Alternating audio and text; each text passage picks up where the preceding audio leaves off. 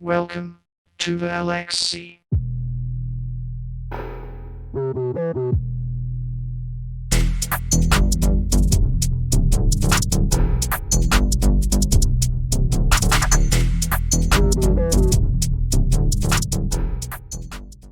Welcome to the LXC TopHat Lounge Episode 4.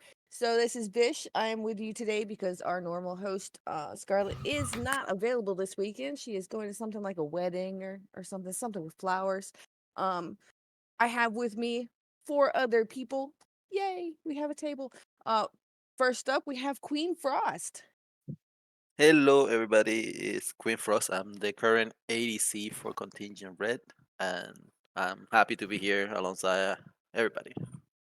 We have TD Ribbon. Hello, everyone. Currently the mid laner for TD Blessed in the Sentinel League. We have Resilient. Hello guys, I'm your resident yapper from Crusader League. I'm the ADC for Clown Gaming, Blood Moon. And we have the infamous Doki. Hello, people. I love it. Okay, so moving on. More for you, Dad. Yeah, that's okay. So we're gonna start off the podcast today with some highlights from this week's games. These are things that you guys have seen during games in your leagues that maybe caught your eye.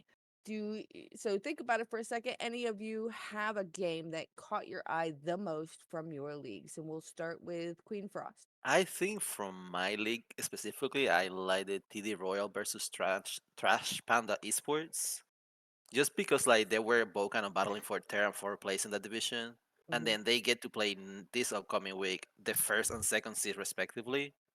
So I thought that was like a really important game because like that solidifies who's in third place at the moment. And since they're playing the first and second seed, that kind of gives them an edge as far as the table standing goes. Because now one of them is ahead of the other, which is TD, which actually ended up winning the series. That's a very good. That's actually a very good lineup. All right, Ribbon. What about you? I think for Sentinel, I think the matchup of the week that I was like, ooh, was probably Braum Lives Matter versus NLE Valkyries. Went to 3 games, close throughout. Every other game in our league was kind of a 2-0 apart from that. So I think that was probably the best matchup of the week. Nice, resilient. The matchup from Crusader that I would talk about is well, not even the matchup, the game, the specific game would be, and this is biased, is Clown Gaming Blood Moon versus Bare Minimum. Mhm. The second game especially because we did 2 of them, but second game I ran it down, so we still So- won. You My did team still legit win. won a 4v5 without me. I was a filler. But that is the game I would talk about. Everyone trips sometimes. Doki. Oh, I wasn't tripping. Um, Mine.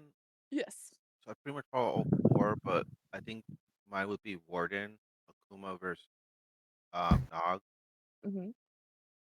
Pretty sure Nog ended up winning. I was very surprised. And I was like, what? Okay. No, Akuma won. That thing is wrong then. What But do you mean? Oh no, that's for- just showing that Nog won the first game. oh, They did. They did 2-1 them. Nog did okay. steal a game, and then Akuma came back and took the last 2 games. Yes. Still, it was a crazy game to watch. Yes, it was very like I was like, what? Well, cool. See? Quick, easy, painless. Queen Frost, you're gonna host us in the Arbiter League. What you got for us? Okay, so for the Arbiter League, I wanted to start with another matchup that I thought was really fun to watch, and it also kind of helped us see how the Group 2 sides of things are working out. It was the Spelling Bee versus TD Harmony. They were both doing extremely well up to this point, so it was kind of like the battle of like the people who were undefeated, they haven't like lost. So I thought it was a really fun match to watch. TD Harmony ended up winning, which is really impactful now because like that means that TD in the standings is moving upwards. So they are now in third place along with Team Siren and Coin the Monarch, which are the 3 teams that haven't lost so far. So that's kind of shapes a bit more of how the standings is gonna look, just because of the fact that we have 4 teams that had not lost any games up to this point, And now we have like what it seems to be a trinity of the three teams that are ahead of the table, which is Siren, Monarch, and TD Harmony. That was for me the other game that I really like honed on, just because of how impactful it was on the table itself. And just because it kind of move around like who is like the top three dogs, and compared to everybody else who's kind of sitting like mid table, and then the two teams are at the bottom. So that was for me like the most impactful. But does anybody else has any other like example? TD Raymond, do you have any other matchup that you saw this week that you thought was like very interesting on the Arbiter League? I think I'd probably agree with yours, Spelling Bee versus TD Harmony. Also, shout out to my ADC one hand who is a sub for Spelling Bee who played mid lane. So I got to watch in pain. But OSG still continuing the pace. TD Harmony on the upswing, still undefeated, of course, with the other two. Um, I think I think a lot of stuff, a lot of the fun things with Arbiter is going to come from those middle of the pack teams. So gonna be looking at like TD Poro to go up. Maybe we'll see. I don't think apart from that matchup wise, I think some close ones, some close bangers was probably TD Pro versus OSGA. That was a 3-game banger. Average game time of like 35 minutes. So that's really cool, really fun to look at. Yeah, yeah. I think everything else like kind of look how everybody expected it to Yeah. be. So like those were like the matchups that it was like kind of the two big guys going against each other, Mm-hmm. and I think that's what I kind of picked that one out based on the other Yeah, ones, because I the other ones agree. kind of just went how you wanted them to go. Yeah. Resilient, do you have any other matchups or anything that you want to bring up? I don't necessarily follow Arbiter that close, but if you were to make me pick one, I would say Dynasty Eclipse versus Tactical Feed. Now, the reason I say this is because Tactical Feed, I mean, looking at the standings itself, look like they are one of the top tier teams in Sector 1, and Dynasty Eclipse looking like they start off with a shaky start this league. However, if you just look closely at their games, you can tell, like, I mean, they it wasn't a complete stop. They did go to 1-2 against one of the top tier teams, so it just goes to show that it's way too early to say which one's top tier team and which one's not, especially in Sector 1. Sector Mm-hmm. 2, I mean, you do have undefeated teams there. So we have yet to see who is the boss on that department. However, yeah, that's the match I'm interested in looking, because it just goes to show again, like a 7 tier team taking one game off of a 2nd tier team. Yeah, I Yeah, mean, oh, my bad. go ahead. Go ahead, Ruben. But I was just gonna say that, yeah, Sector 2, when those undefeated teams start hitting each other, that's when we're really gonna see what's going on in that one. Because right now it just looks like it's the top tier beating up on the bottom, and of course we had a dropout. So it's just gonna be interesting to see once like Team Siren and Conduit go up against each other. I think that's gonna be a really hype matchup. Yeah, I agree. Like the group two seems a bit more like set in stone for the most part. Like Mm-hmm. the middle of the pack is still kind of battling each other, trying to stay afloat, while the top teams just kind of seem to be ahead of the pack. So like they seem to be very settled. While the sector one of things seems to be a bit more like everybody's up for grabs. Like, yeah, you have teams that look better and at the top of the standings and they play really well, but you have, like he said, like teams like Dynasty Eclipse, which is currently in 7th place, like taking a game out of like that's a number 2 seed. So like it shows that even if they are like on the bottom side of things, then it doesn't matter. Like they can still take games out of teams, so they can still play well on the day. Ducky, do you have any other matchups or anything else you want to add? I had a bye week, so I didn't really watch anything for this week. The only two games that are interesting are Tactical Feed and DYNE. Dynasty, I don't know what the E stands for, but Eclipse and OSG Avalanche versus TD Poro, which also won a game 3. So because it looked like Tactical Feed was like right in the middle, because they're able to Mm-hmm. beat teams who are top 4 to game 3, and bottom teams to game 3, and then Poro is also in the same situation, top and bottom. I'm just going by like standing wise. Yeah, I agree. Like it seems like everything is going for the most part as everybody expected or everybody's mind was when the league first started. Like now we're like getting a little bit further into the weeks, Hmm. so like it's starting to shape up and like teams are starting to show up or like kind of fall a little bit behind. Which but yeah, I feel like group like the sector one, especially since they have more teams, Hmm. helps a little bit more with the competition side of things because like they have a lot more games. So Uh, next, I would like to focus on the Arbiter game to watch for next week, or like the most impactful game for this upcoming week. Which, for me personally, I pick Contingent Red versus Busters. Mainly the main reason why I picked this matchup in specific is because we're both at the end of the table, and like with only one team that would not make player from that sector, then this game could be like the make or break for either of the teams to like get that step ahead and like make it to like where you're more comfortable going into like, hey, we can make playoff, we can work on what's not been working for us, and we can see if we can find a way to like once we get into playoff like climb and maybe win. Cause like the next weeks after that is like I'm pretty sure Contingent Red has 2 bye weeks, and then they play TD, which is one of the strongest team on that sector. And then on the other side, Rift Buster is also playing, I believe it's a Spelling Bee and TD as well. So they both have like really hard matchups right after this. So I think this would be kind of like the make or break point for both teams. Like if you win here, then you solidify yourself and you can feel a little bit better. Like going into the next week matchups, you're like higher level opponents. While Right. if you lose, then you are in the position that hey, I have to beat these two behemoths to make it to playoff now, or otherwise I'm just like facing just getting eliminated. Riven, Yeah. do you have? I was just gonna say that I'd probably agree with you when it comes to like the bottom of the table matchups. Whenever whenever it's a sector that's so heavily skewed towards the top end, you those games at the bottom really start to matter, especially if you're both fighting for that last playoff spot. So yeah, I agree with you. That one's gonna be really fun to watch. Should be very intriguing to see the results, see how the next few weeks go for them afterwards. Because once you lose that matchup and you go into those hard matchups, the pressure's all on you. Because if you don't take those games, and you're unfortunately you just end up on the outside looking in. Um, I would say looking at some cool matchups. Ooh, wow, there's actually I would like to see or teams to look out for in the coming weeks. I think is more comfortable for me to say. I'd say you really want to look at that sector one because I think they're really battling it out right now. Every game's up for grabs. I don't think there's a standout team right now in sector one.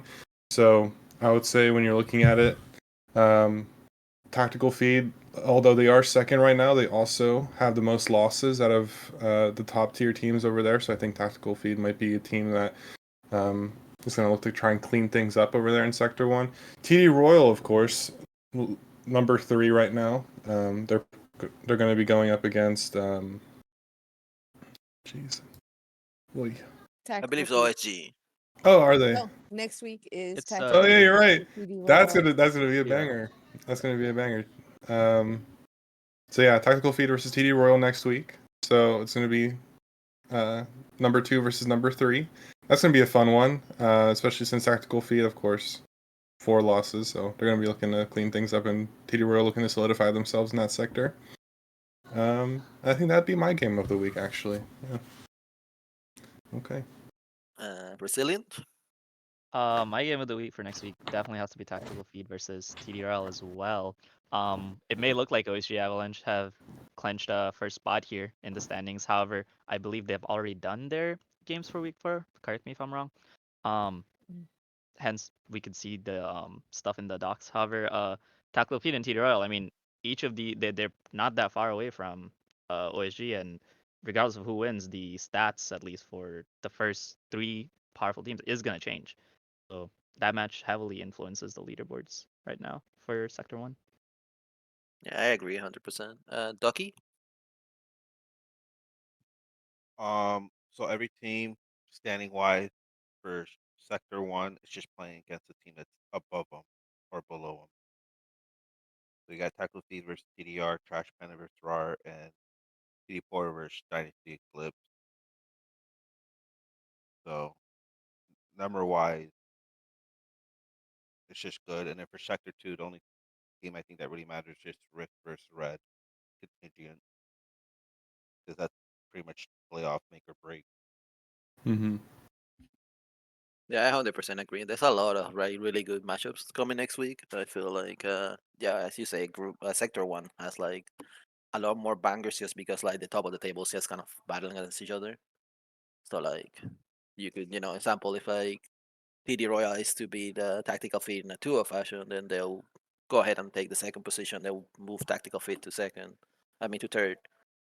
So like, it's a lot of room to work with, especially in like the sector one, because the sector one is still not fully solidified. Like Avalanche looks to be the best team currently, and that looks really Well, well. But like everybody else is like kind of like battling for like the best seats coming into playoffs.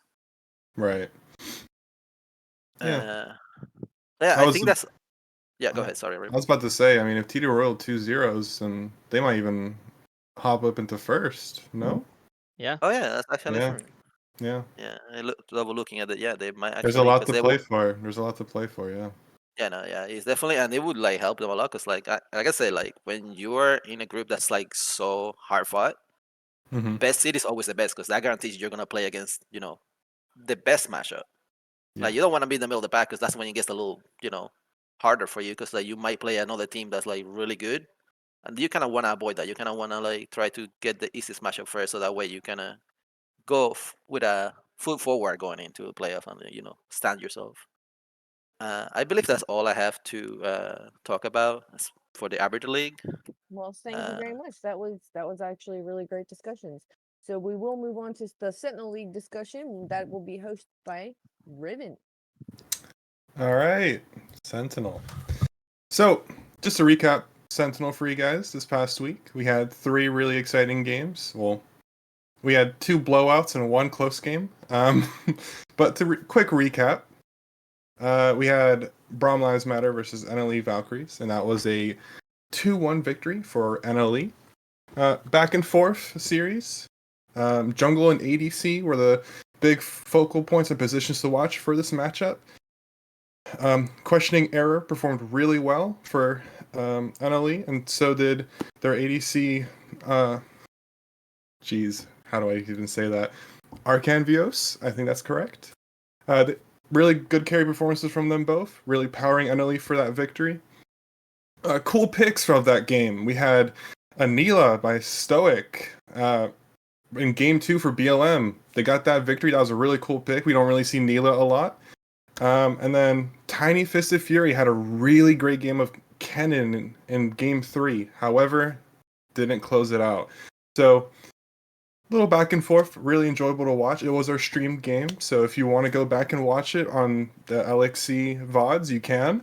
The other game was Oh, Sorry. you're fine. Don't forget our YouTube. That's right. Their YouTube plug. Our second game of the week was Angie versus Dropping Point Hellfire. Unfortunately for Dropping Point, Angie came in with their bats swinging from the start. Quick 2-0 victory. I think the average game's time was under 30 minutes. But Outrage continues to pop off, really cementing himself as probably the best ADC in the Sentinel League so far. He played Lucian both games and piloted it to almost perfection. Solid team effort, though, from all the Angie members. They're really solidifying themselves as this really nice team fight team with Sadness from the jungle really trying to take control. And with his shot calling, they've been really well. They've been doing really well. Maybe Sadness is actually probably making a case for best jungler in the league so far, early weeks, but he's up there. I'd probably put him up there, maybe top 1, top 2.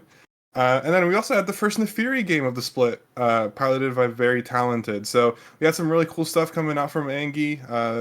Unfortunately for DPH, they're going to be looking at this game, probably looking to learn from it a little bit and looking to bounce back. They had a really good week 1, but now with how things are going, they're kind of on the back foot, bottom of the table. And now for our game 3 of the week, we had Conduit versus Needlessly Large Rods, and Conduit takes a 2-0 victory in that one as well. No Name doing a great job in the jungle with a great Diana game in game 1. So really powering through for that game 1 victory. Game 2, actually, what I noticed was NLR tried to pick away to Diana. Unfortunately, it did not go well for them. So it looks like Diana was kind of a pick between both of them that they wanted to go for, and unfortunately for NLR, it didn't work out for them this week. And then we had a cool, calm and collected Cogmaw carry in game 2. And then shout out to Razor for Life's Echo, also doing a really solid performance. So those are our games for the week for Sentinel.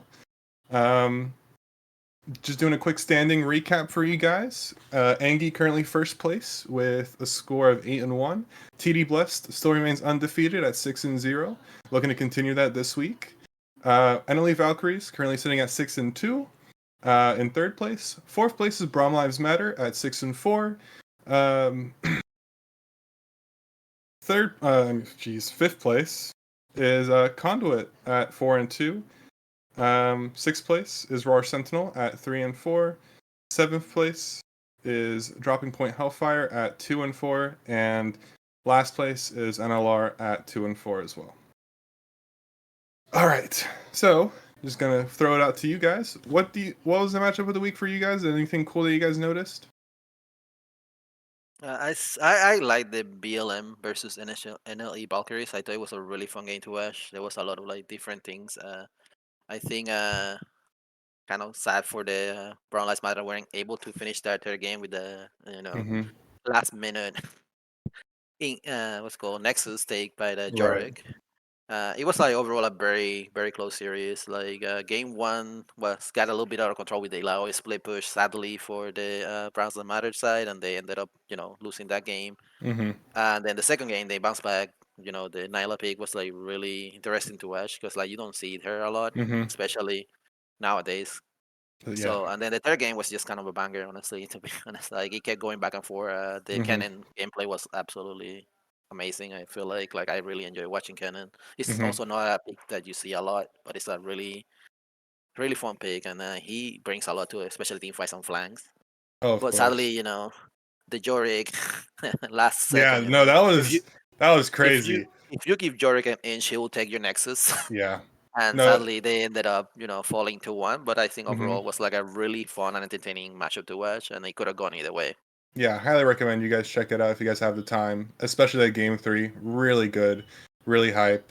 And Kennen, I mean, Kennen's kind of been a really popular pick for our league in the top lane so far. We've had a bunch of games on it. I mean, Ultimus on Angie pilots it really well.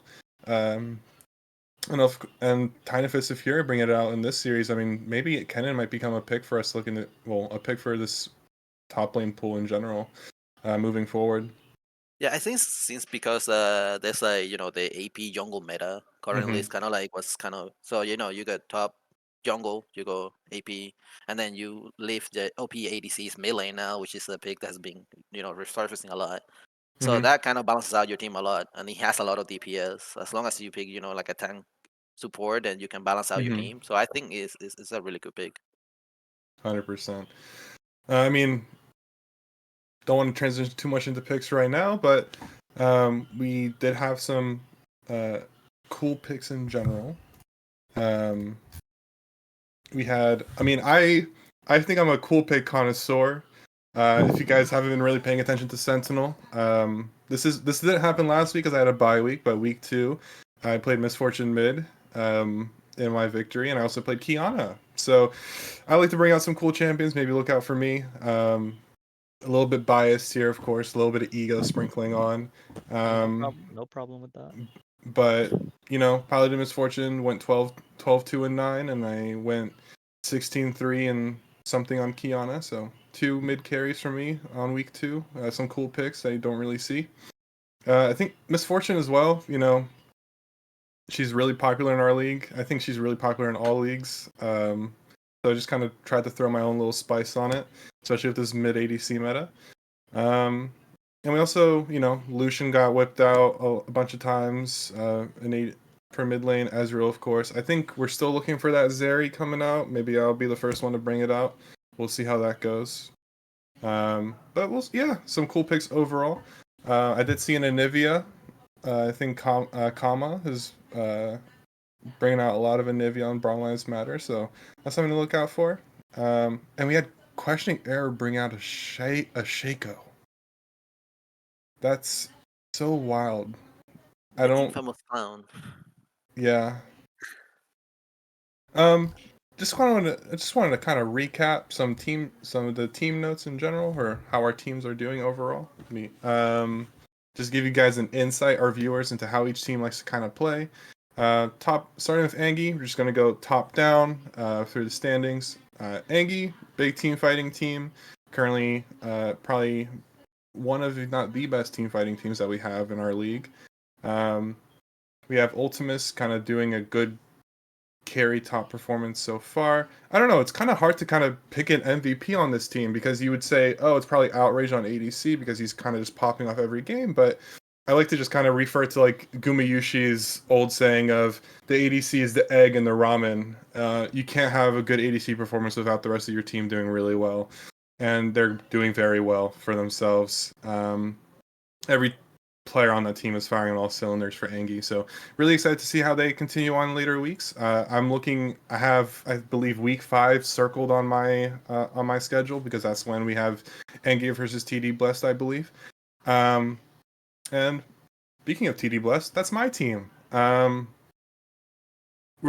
think we're probably one of the better macro teams. I think we do a really good job of pinpointing that in our scrims, and if we get an inch, we'll probably take a mile on you. I think one of the fun things about our team is that we really play mid and bot centric. And Barbaric Champion, shout out to my boy in the top lane. We call him the weak side king. He's doing really well for himself. We're putting him on weak side champion and Champions. I think he currently has the best KDA in top lane right now. So far in the first 3 weeks. So shout out to my boy. One Hand, of course, on ADC, doing very well. And Physiology on support. I mean, them together, a really good bot lane duo. And we look to continue our undefeated streak. We'll see how the next weeks go. NLE Valkyries. I think kind of the MVP for that team right now is Questioning Error.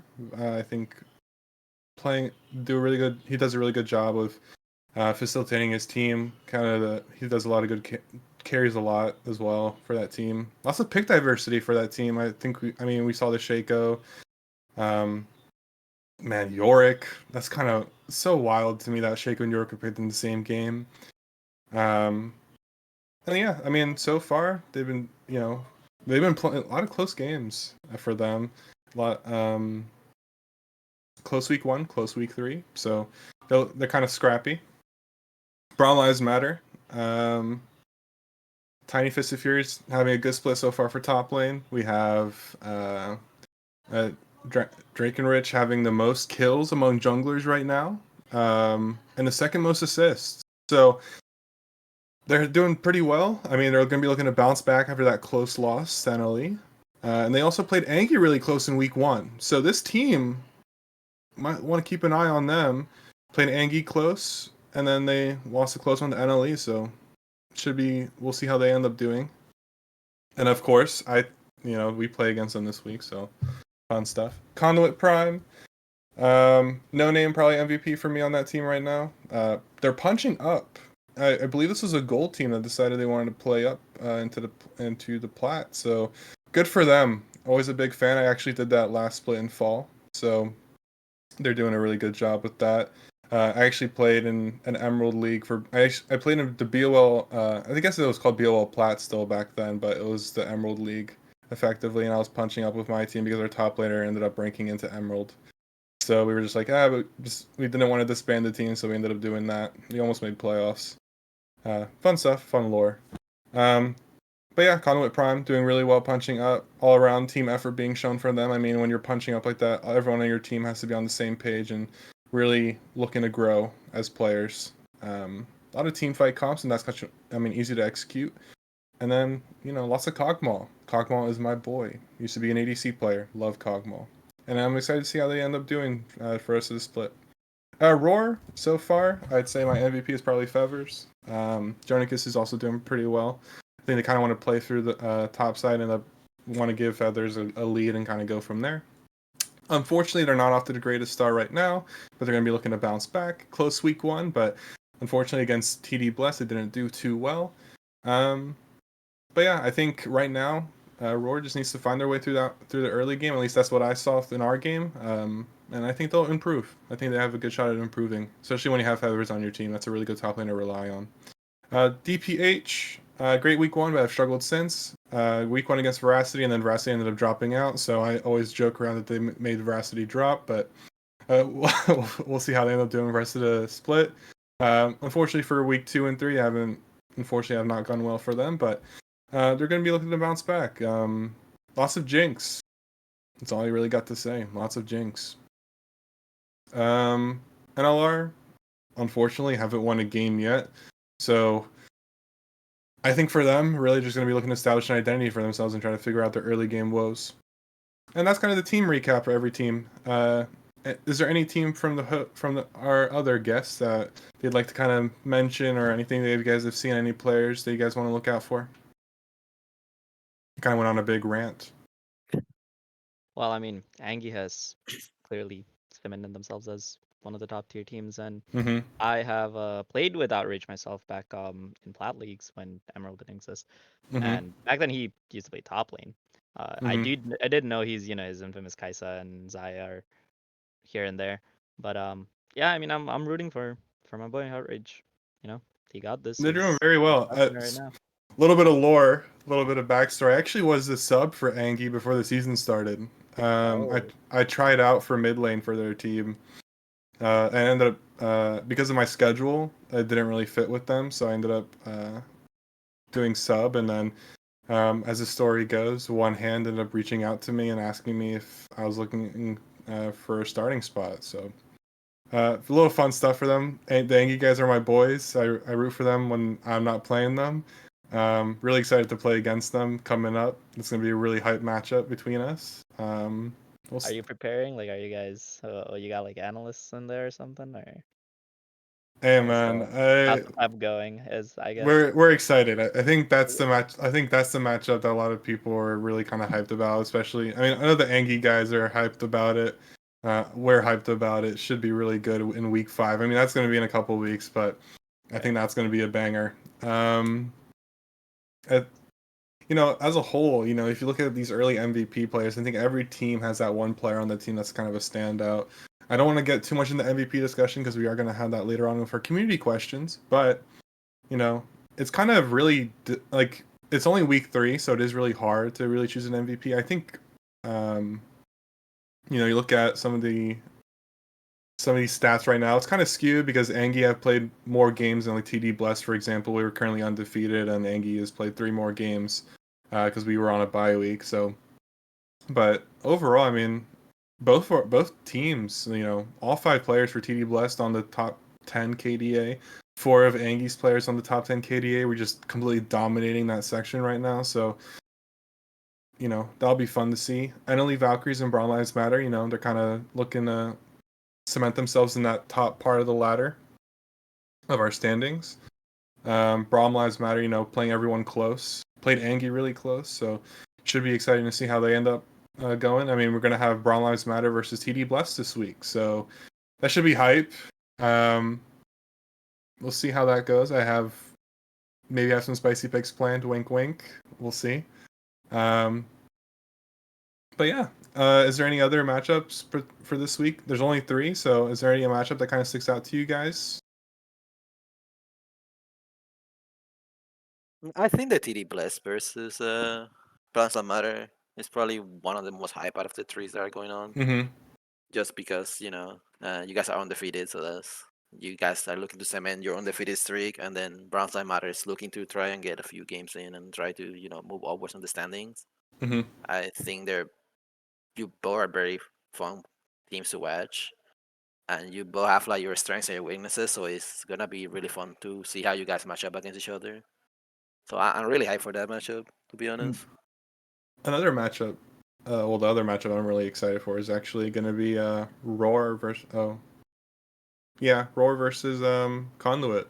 Roar looking to bounce back, kind of get their feet under them a little bit, kind of stop the spiral, and then Conway looking to cement themselves as a player in this Sentinel League so far. So that's going to be a fun one to watch as well. I think Angie versus Nielsen Large Rods, unfortunately, is probably going to be a blowout. But we'll hope that Nielsen finds their footing. Using Q3U, of course, in the jungle, I think he's really good. So we'll see how he ends up doing. I think, yeah. So unfortunately for us, we only have 3 really games to talk about for my league. But I think some players to look out for, and some stuff to look out for as well. You kind of want to look. So we'll see. I guess I already mentioned that actually, but. I don't know. I think that's kind of it for. How about Doki? Do you have anything on Sentinel? No. Everything that was said, pretty much what I was agreeing with. Okay. All right. So with the end of Sentinel League, we move on to Crusader, which is going to be hosted by Resilient. Hello, hello. All right. Very, very important week that just passed for Crusader. Over here on Sector 1, you had the Battle of the Titans. You had my team, CG Blood Moon versus Bare Minimum. On the other side of the sector, you also had some important matchups. Just looking at how the standings have shaped out, my question to the table are you satisfied with what you're seeing right now? Where the teams are? Is this like a appropriate representation of the teams if you've been following Crusader to their strengths? Um, and if I could get perhaps a prediction of how these standings, how these teams um, might come out at the end of the season from each and every one of you. So we could start off with Doki. Um, Doki, are you satisfied with how the standings are For looking right now? Sector 1, you have Cloud Gaming. I think bare minimum is strong. What was that? Oh, that's New Oranges. So yeah, it's because some I know them by org, and then sometimes they don't have the org name in front of them, so it's like Mm-hmm. I don't know what this team is. So 1, 2, 3, 4 are about right. I thought 5 and 6 are reversible, which is NLE and Expired Bandit. So we'll wait. Fortunate for Divine Temple. And then for Sector 2, you have Cage Monkeys, Summoners After Dark, Han Yellow, SF. Kind of like Glory, I thought they'd be more up, like top 4, but maybe it's their strength of schedule. And then I don't know much about Optimal Esports, so I can't say. Or and OMT Zeus, so I can't really say anything about them either. But for Conway, I thought they would be top 4. Let me look at their schedule. One against SS and Yeah, Optimal. Conduit is on by next week. Mhm. And last week played against Contingent Yellow And one. and won. Yes, which So, was actually quite surprising to me I personally. was gonna mention that, yeah. but yeah, that would be it. I think for playoff for sector, I think Sector 1's good. Sector 2 would just be Cage Monkey Summoners, Con Yellow SS, and then is it top 6 for each one? Top 5, I believe.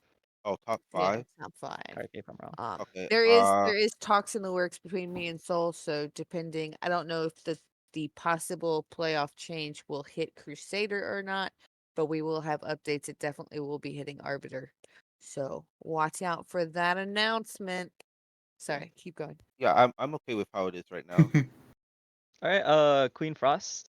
How is Okay, the standings looking I from your perspective? I personally don't follow this particular league super close, just because it happens to be in the day that I'm busy. So I don't get to watch or like look a lot into it. I'm just kind of going off stats here on what I'm seeing on the table. But I think for the most part, the everything seems to be very even in both sectors. Like, yeah, you have example like CG Blood Moon, which is now on top of standing on the sector one. But if you look down, like you have two more teams who are only like 2 games behind. So if they get like 2 wins on the next, then the table seems to shape up. But I think based on what we've seen, on like how the games have tracked, progressed, the table seemed to be pretty where you would think they would be, just based on like performance.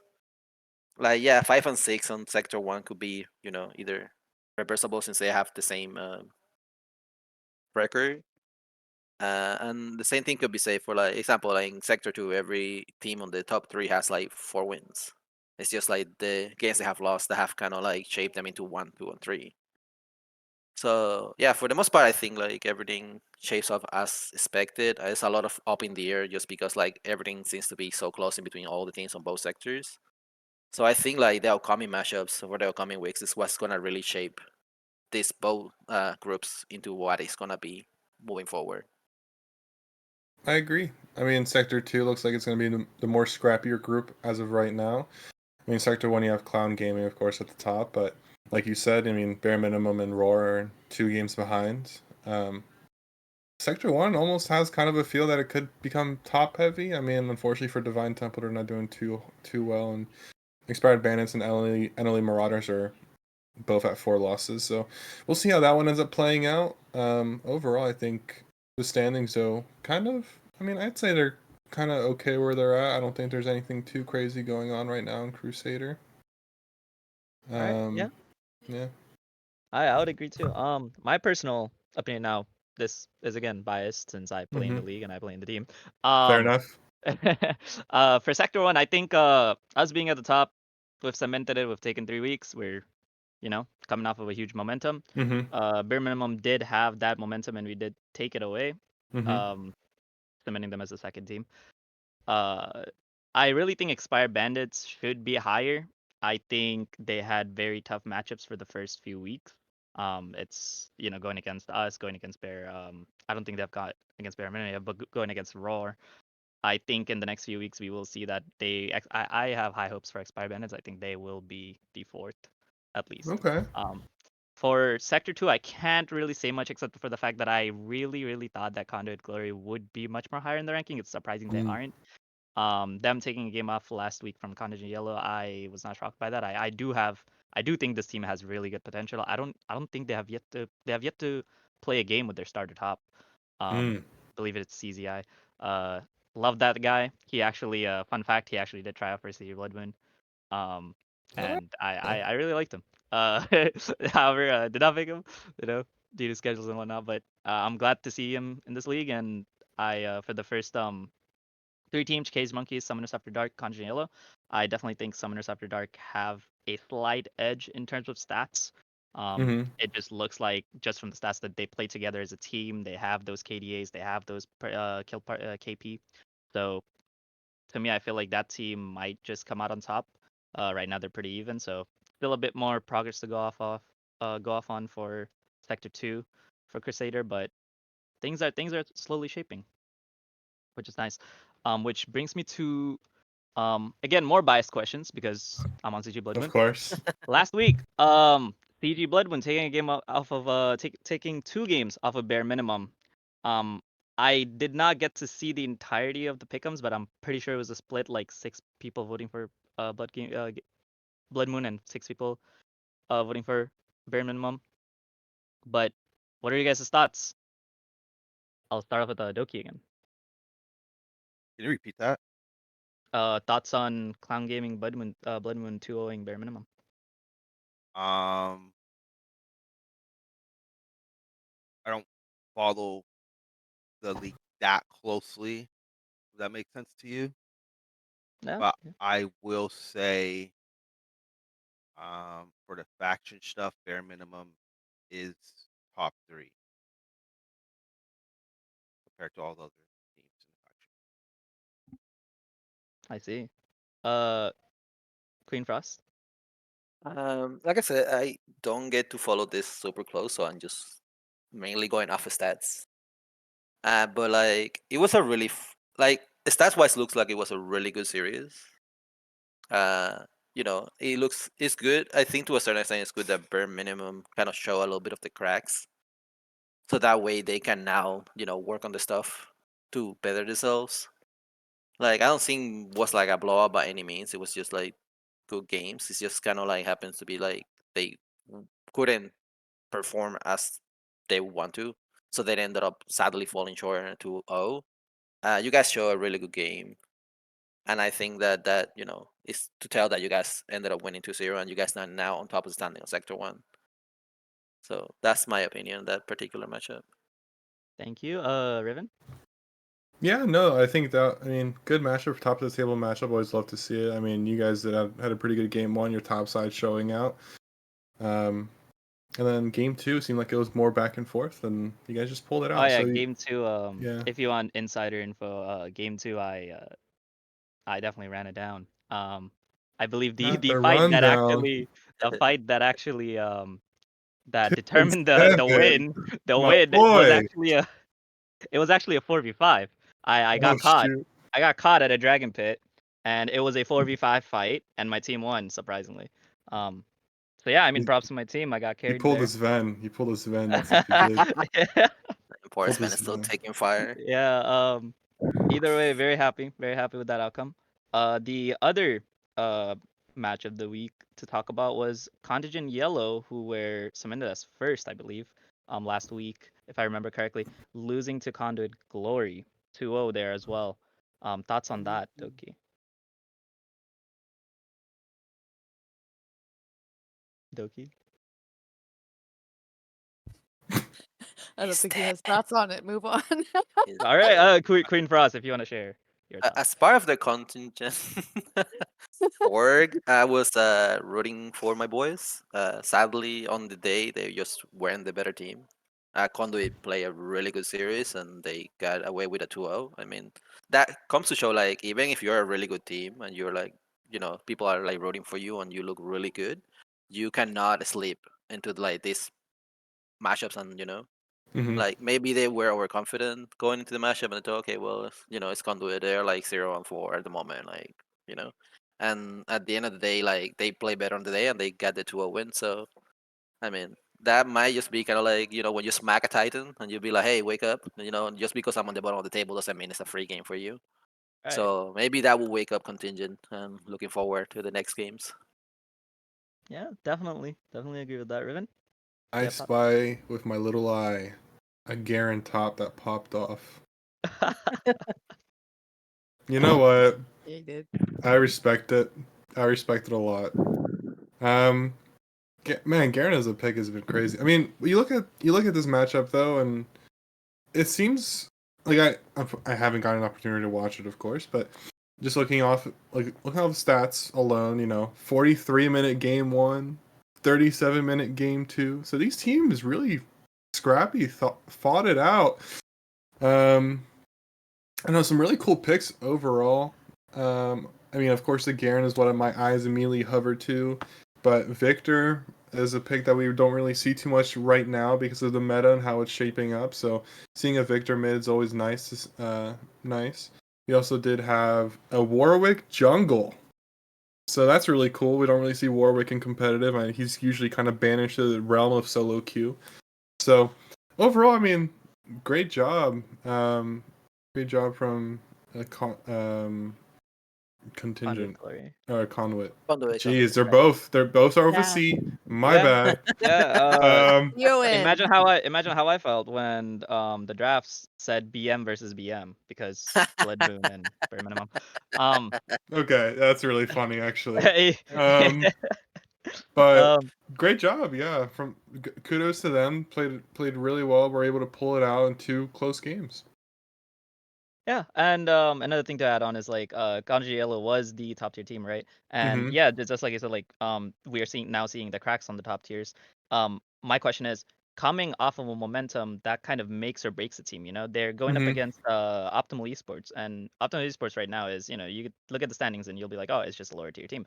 But if the upset does happen, right, that Right. is a contingent, like, will break from that. But however, Mhm. it's if they pull their stuff back together, 2-0 optimal, now they're back on their feet. So Right. very important week for contingent, I would say, next week. On the other hand, bare minimum, I believe have a bye week next. Yeah, I think so. Not entirely sure, but same Yes, philosophy. bare minimum for Bare minimum Sector does have 1 that. has a buy. Conduit Glory is on buy for Sector 2. Right. So bare minimum, again, same thing. It really does make or break the team. I mean, they were coming off of a very hyped train.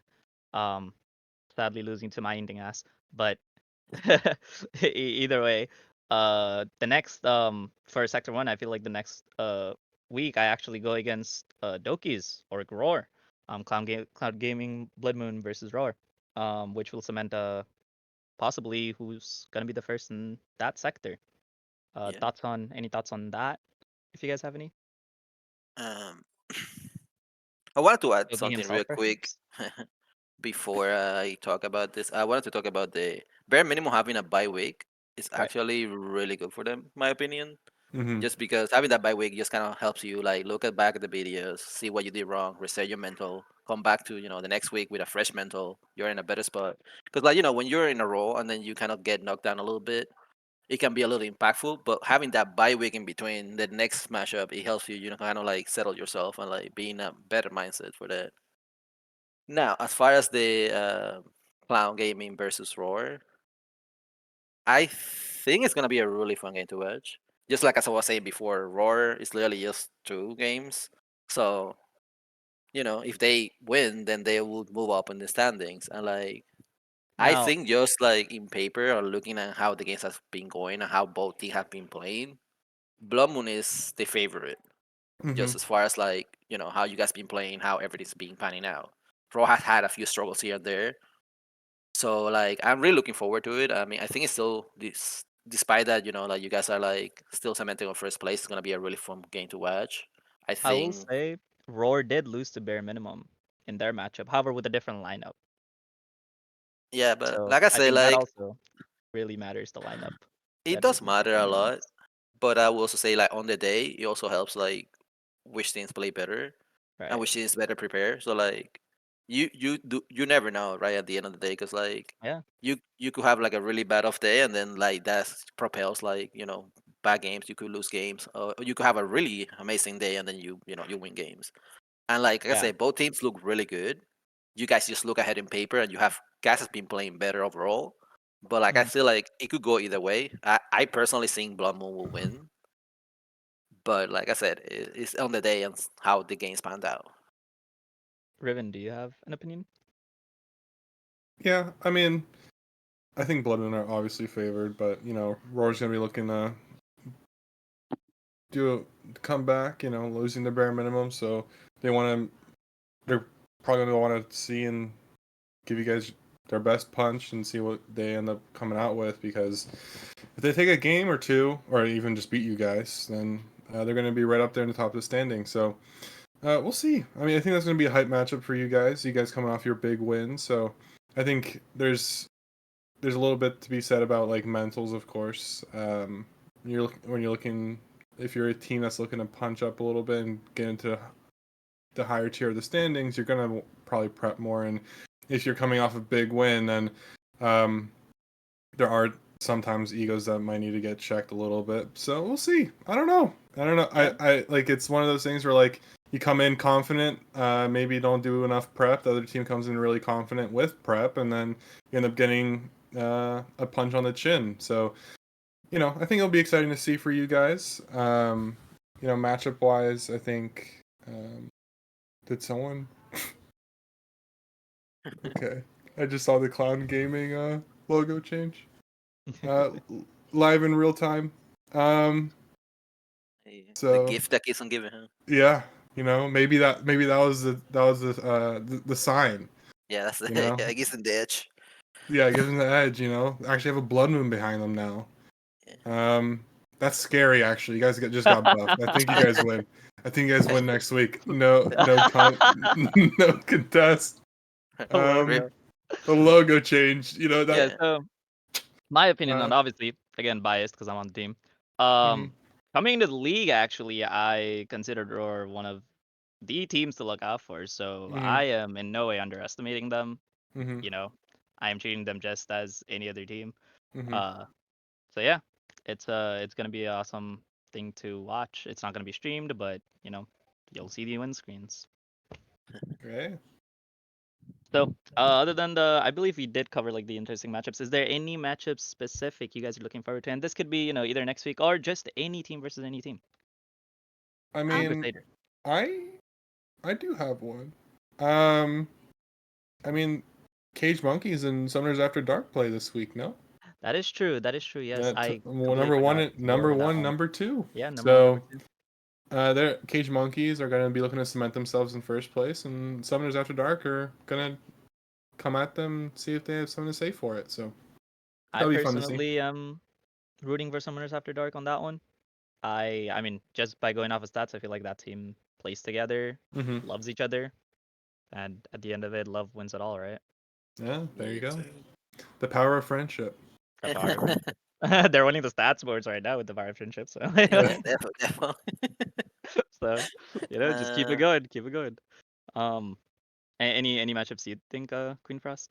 for me, it will probably have to be Contingent Yellow, just Contingent Yellow. because I'm looking to see how they bounce back after their 2-0 defeat last week. Right, that I Like, feel like that match makes or breaks them, like right? this is gonna be like, hey, it was like a one-time thing. We just weren't there on the day. We still, we're still here. Or is Mhm. it be like, okay, maybe we need to look more into what's really going on? Because, like I say, like sometimes on the day, if a team plays better, then you lose, and it happens. Mhm. It happens to Like, anybody. yeah, yeah, it happens. So, like, I'm really looking forward to see how they bounce back because they're potentially playing somebody else who's in the lower end of the table. So Mhm. Correct. hopefully they can, bring themselves together once again and like keep the form that they were exhibiting the days before. I'm not sure if Doki's here, but Doki, would you like to add anything? I do like the idea of Arbiter CG, since this is probably our first game for Emerald Wise, because we played in like I think Gold and Plat primarily. So this will be interesting for Emerald Wise. And then the other one will be Galactic Gaming versus Spire Bandits. Just like seeing or play against each other, just to see where they are. Yeah, I definitely Expired Band is actually is on my list. I definitely want to see Bare Minimum versus Expired Bandits. That will happen soon in the future. I don't know which week exactly. I forgot which week it was, but the reason I want to see it because I went up against both of their bot laners, and I know the hype around Dog Davis, but I feel like Valantir is not getting enough credit. I think Valantir clears Dog Davis. Hot take. You can jump on me for it. Okay. Next But week, Resilient see. canceled. Hey, you Like don't it, you never like it. know. And by no means am I saying that like Dog Davis is a bad player. I just think that Valantir should be credited more. I think he You was up think there in the there? stats somewhere. Yeah, you But think there's that possibility where he gets to step over and above and show 100%. And his if coolness. it does happen, right? That just like I mean, there's no better timing than now because bare minimum has been hit, you know? Right. Right. So and Doug expired Davis right bandits now. coming off of where they are right now. Yeah. So it gotta be right now or never. Doug Davis right Absolutely. now on the show with a sad face. Well, last thing to cover out from Crusader. We are gonna look at this beautiful, beautiful stat sheet. The Crusader stats. Anything that stands out to you guys, from the stats from the docs.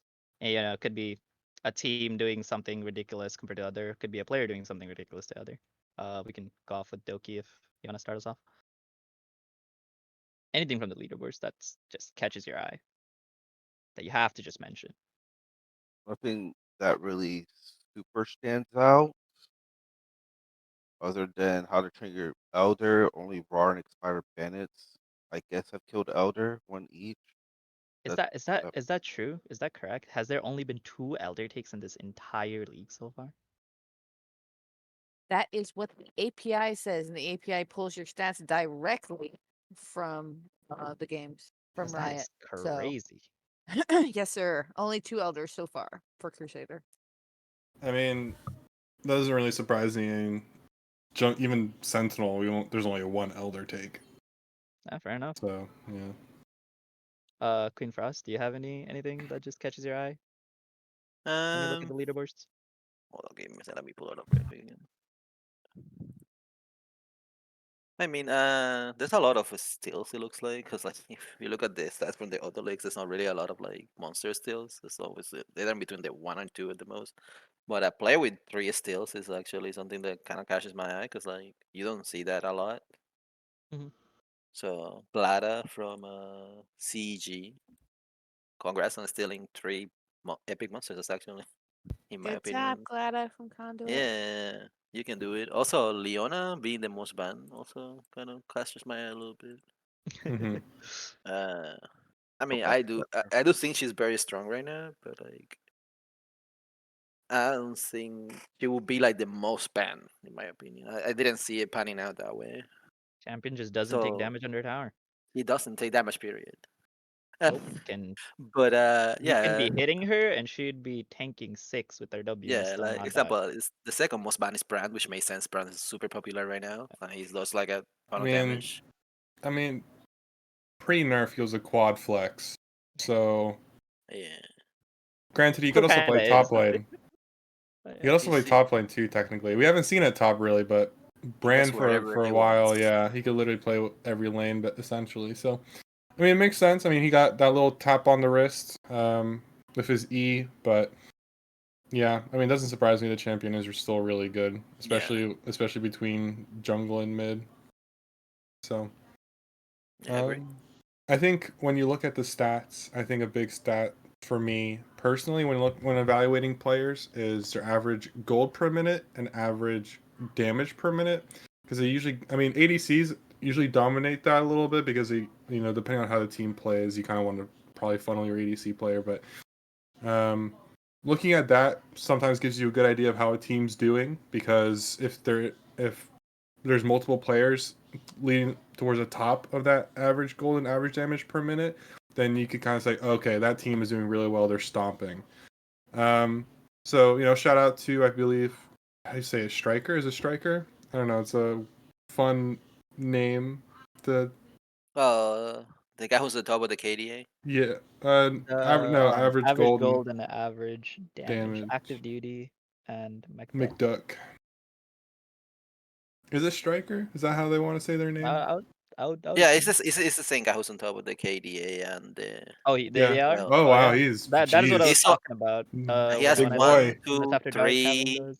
4, 4, Heavy hitter, 5, 39% 6. of this team's damage. Yeah, he has 6. He has 7. He's in 7 top ones of the leaderboard. Yep, 2 minutes So after dark. I'm telling he's you. definitely putting in some work. There you go. One thing, obviously, again, biased opinion. If you were to scroll down and just look at the last 4 Scroll down. leaderships or leaderboards, on Mhm. Dragon Slayer, Shelly's Client, Purple Worm Hunter, Tower Hunter, Mission Oriented, and Monster Thief, 6 of them, Blood Moon is dominating them. I do note there that you go. As we Monster do. Thief for teams is currently incorrect. Oh, is Soul it? found a Alright then. yeah, Soul just found a bug, so that one's Alright. there In that should case, be people 5. with more. Yeah, it's still on top 5 of like Still top so that's 5, guys. still Top 5. yeah. Still And top five. if I could redirect your guys' attention to the dishes done leaderboard, I Hmm. think that speaks for itself. That's true. Brazilians Top all 3 like, being I'm a top of that one. Yeah, crazy. Again, I said I'm gonna be biased about it, right? Not the But no, tower plates. not for the unbiased one. Definitely, Summoners After Dark having one of the most KDAs, one of the most like deathless, right? Helper. It just goes to show. I mean, they love each other. They love playing with each other, and that's why I'm rooting for them personally. Our friendship. First Sector 2, that power of friendship. They're doing it. But yeah, other than that, that rounds up. If Crusader you League. if you want to stroke your own ego a little bit on the dishes done, I currently lead all mid laners in Sentinel on dishes done. So All right, there you go. You You know got that. the I mean, that's battle why of we're the on the same dishes. It's made podcast, for right? tower Like plates. we're done our dishes. yeah, doing our Battle of the dishes. dishes. Doing our dishes, yeah. But yeah, that is all I have for Crusader, unless you guys want to add anything else. I think no, a good discussion. Yeah, I think Yeah, we. it was very nice. It was very nice. So Warden, we'll move on to Warden. I'm going to be asking questions about Warden. I don't have an uber awesome spiel that you guys have had for the other leagues. Sorry. Yeah, my bad. I kind of did a whole monologue about right? every team. I did not write a monologue. So that's just how it works. But last week's games we saw Akuma versus Egonog, NLE versus Contingent Orange. We saw Mhm. RAR versus Seneca, and Dropping Point was on bye. Out of those three games, the matches that we did see, was there any match that may have, been like, yeah, that was a fun match to watch? We'll start off with Resilient. I personally think Akuma versus uh Egonog. Mhm. Now you may tell me that like why, right? Like it's like first place versus last place.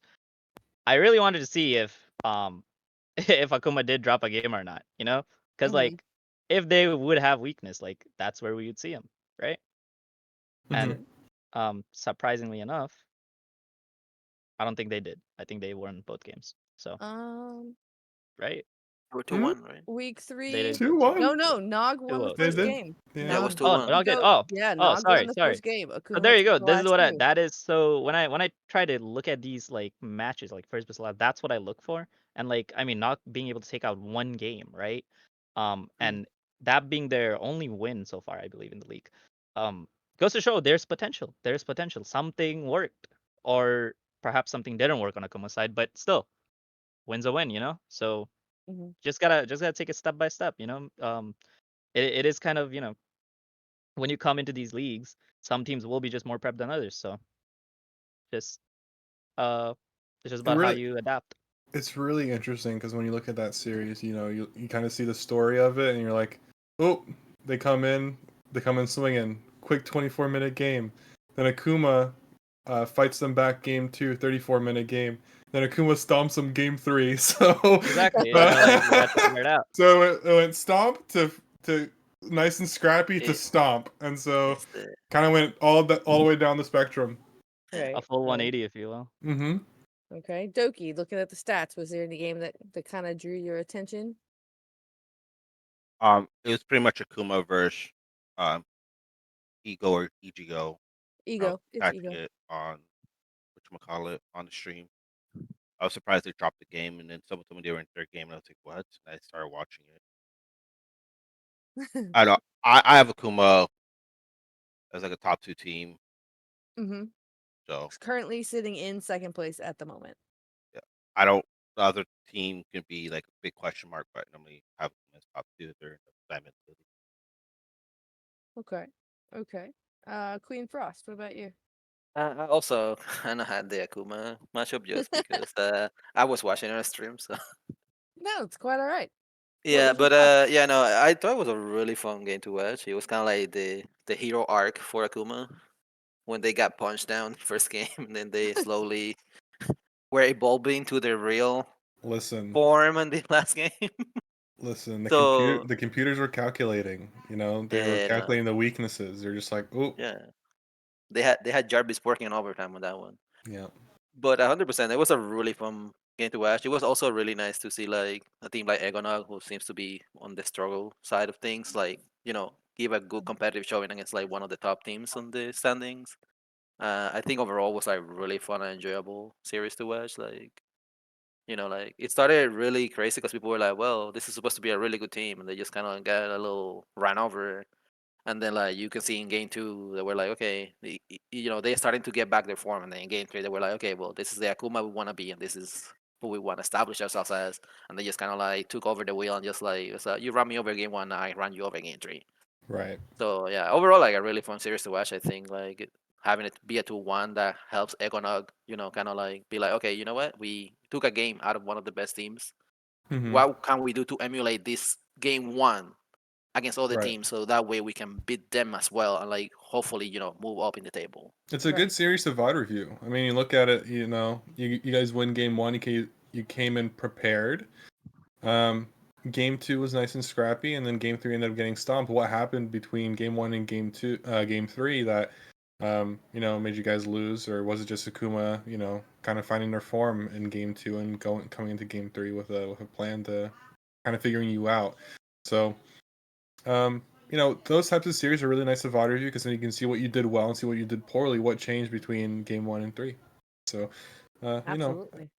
Ribbon, was that the same game for you? yeah. I mean that one I think overall from pure like just spectating probably the best. I mean, I think every other game was just a stomp.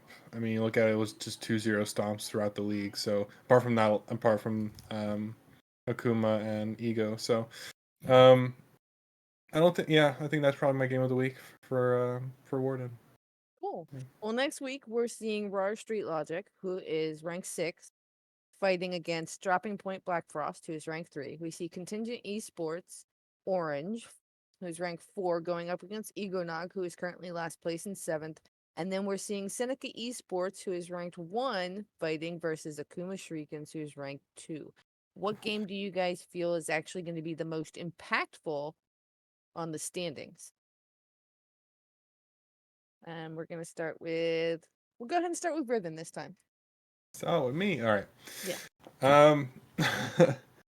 I I don't know. I want to keep my eye on Ego because when you come off a series like this past week, taking a game off number 2, you want to look for that adjustment. You want to see maybe some more confidence in them. So I think they're going to be looking to get some footing in this. So I think my eyes are on Ego. I think that matchup should be impactful for them at least. If they end up losing that one, then that's going to be unfortunate for them. I think they're going to be coming in this week with some fire. Okay. Resilient? For me, it has to be, I believe if I'm looking at the right week, Seneca Esports versus Akuma. Okay. Because, I mean, that's like the Goliaths going against each other. And Seneca, is. seeing how they've been playing, they've been 2-0ing while Akuma is being a bit, on the rough edge with giving up one game here and there. But you never know. That place on might cost them the series against Seneca. And it just goes to show who's the top dog here. Is it Akuma? Is it Seneca? So definitely Okay. interesting matchup for me. Nice. Queen Frost? I was gonna say the same thing. I think Akuma versus Seneca is gonna be a really good matchup to watch, just because like since they're the top dogs, Mm-hmm. this kind of solidifies who's like the top of the top dogs Mm-hmm. in retrospective. Because like if you look at it just in a standpoint of how the table looks, Seneca looks like extremely stronger in comparison, just because they only had dropped one game so far, and Akuma has dropped 4. Mm-hmm.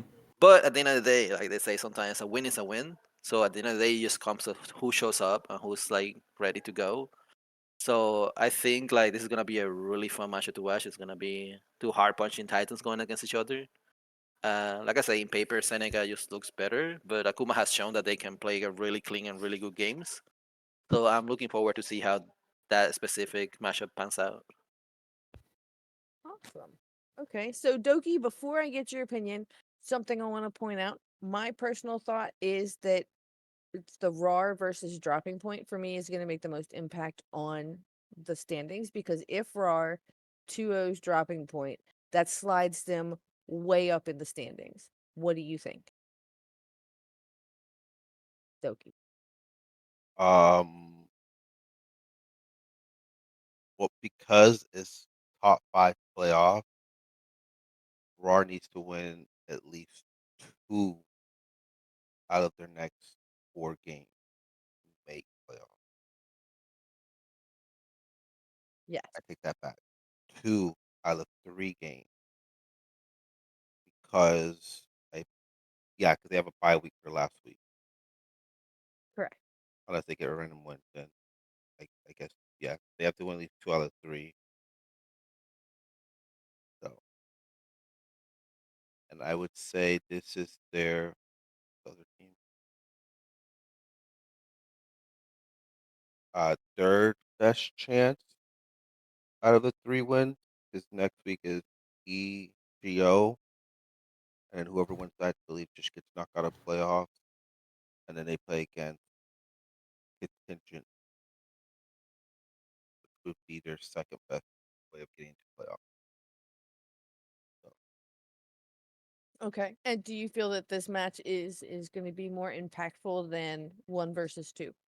Seneca versus Akuma. One versus, I mean, playoff wise, yes. I believe everyone would rather, try to play for playoffs. So yes. Okay. So real quick, y'all's thoughts. What do you think about the only team to take a game off of Seneca Esports so far in the past 3 weeks has been Contingent Orange? Um, what's y'all's take on that? Doki, we'll start with you. Um,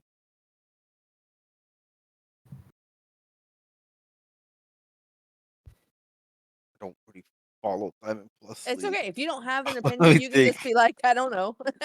No Uh, opinion, and I'll move on. Let me get screened. I mean, taking a game off the number one team that hasn't lost a game, I think that's pretty good. Um, could be an off, but if you're actually looking into the game or seeing mistakes, it's good to capitalize. If you're like, just looking outside it, pretty much it, more of a general broad view of it. Okay. Queen Frost? I think if you can take a game out of somebody who, up to that point, looked extremely ahead of everybody else and looked extremely clean and was having like a really great run, could speak like a lot of what your team can achieve. Because you're the only team that has been able to take a game out of the top dog.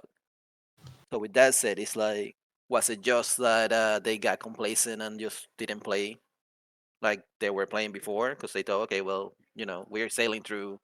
It don't matter. Like, and then they got that punch in the gun. That we're like, okay, well, never mind. Maybe these teams actually do have what it takes to like punch us once a while. So we need to refocus and regain our strengths. So like I think it's very good telling that they took a game out of that speaks that they could possibly do a lot better and like move on understanding on the upcoming weeks. So I mean, it should be really interesting to follow how they do now going forward. Very nice. Very nice. Resilient. This game in particular that you're talking about, I believe, is the first ever game that Seneca played in the league. Very first week, and I mean that loss could have been as simple as they just got baited into a Ezreal mid, or they draft kind of didn't go their way, and we're now playing Nautilus, Kai'Sa, Vi, Ari into Isaiah or Khan. Could have been that. Could have been it's their first game in here. They're probably not Um, warmed up and just kind of just went into it. Resilient. to actually clarify that, it was Contingent Orange's first game, which means it was week 2. So it would have Yeah. been Oh, sorry, sorry, sorry, Akuma's week sorry. 2. Yeah. Fair enough, fair enough. Um, Either way, point still stands. I think they just weren't expecting the Ezreal mid, I would assume. Is what happened there. Because afterwards, I mean, game 3, Contingent tried to do the same thing, and Seneca actually had an answer for it afterwards. So could have just been a fluke. They were just caught off guard, perhaps. Totally possible. Riven. Um, I'm leaning on the fluke angle of it. I mean, you look at how the rest of that series progressed. Like, yeah, contingents game one. It was 20. It was a 24-minute stomp. I mean, it was Zaire Khan completely just dominating the game with Ezreal on top. So, you look at that and you just go, okay, maybe it was a draft diff, a little bit. You look at what Seneca drafted and you go Garen, Vi, Ari, Kai'Sa, Nautilus, and that doesn't really. I don't know. It's kind of weird. Because you have two different you have Garen that kind of wants to be more split push, and then you have Vi and Ari who want to do your single target lockdown. So they didn't really have an identity with their comp, and then you look at across the other side, and they had a great idea. Zaire Khan really strong bot lane, especially into the Kai'Sa Nautilus. So I don't Just to know. add on to that, Yeah. I feel like the draft wise too, it's just kind of really hard to like kill the side lanes as a VI. I Mhm. mean, are you killing a Cassante? Are you gonna kill an Yeah, Ezreal? Are you gonna kill a Xayah, right? no. And then you look at it and then you look at game 2 and 3, and then it's Seneca just blasting them 27-minute, 24-minute. So I'd like to think probably I'm leaning on fluke. I'm leaning on maybe draft gap. Game 1 they got caught out by the Ezreal. I think 100% probably. Okay. And yeah, I think that's And where they've I'll just go. been prepping for weird stuff since then and haven't lost a game for it. Hey, They upped their Mm. draft game. Okay. I like it. All right, so my very last question for Warden is going to be in the Warden win screens is where you're gonna get your info because I'd like to know what your Your wins. favorite build from Warden was last week. build. Yes, sir. All right. Take a look at the player builds. Soulkeeper was very, very sweet and started doing win screens for us based off of API Pulse. So you can see exactly what they got, where they got it, etc. And you can see their builds. So glance through, take a look, and then tell me your favorite build. And Doki, whenever you have an answer, you just let me know. Mine would just be the Shyvana. Shyvana just randomly spiked up this last patch, Mm-hmm. along with Mhm. Leona. Okay. Just building Shyvana full AP. There's two teams that played it. Leona, there's I believe only one team I saw that played it. Just go Warmogs and straight tank into Leona, and then Shyvana, you just full clear, build AP, and you just burn everyone down and objective wise. Cool. So is there like you're talking to somebody who doesn't understand a thing about builds, let alone what's meta, what's not, what's crazy, what's boring. So what items specifically in that build make it what it is from the change?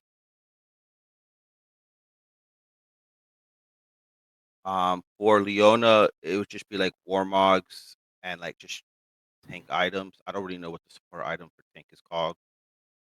Do not play support. And for Shyvana, it would be like Leandries, um, Spirit Shoujin, Magic Pen Boots. I think the only ones who played Shyvana were Cherry and Spear Queen. Yeah. Okay. Cool beans. Thank you very much for the insight. Queen Frost, what about you?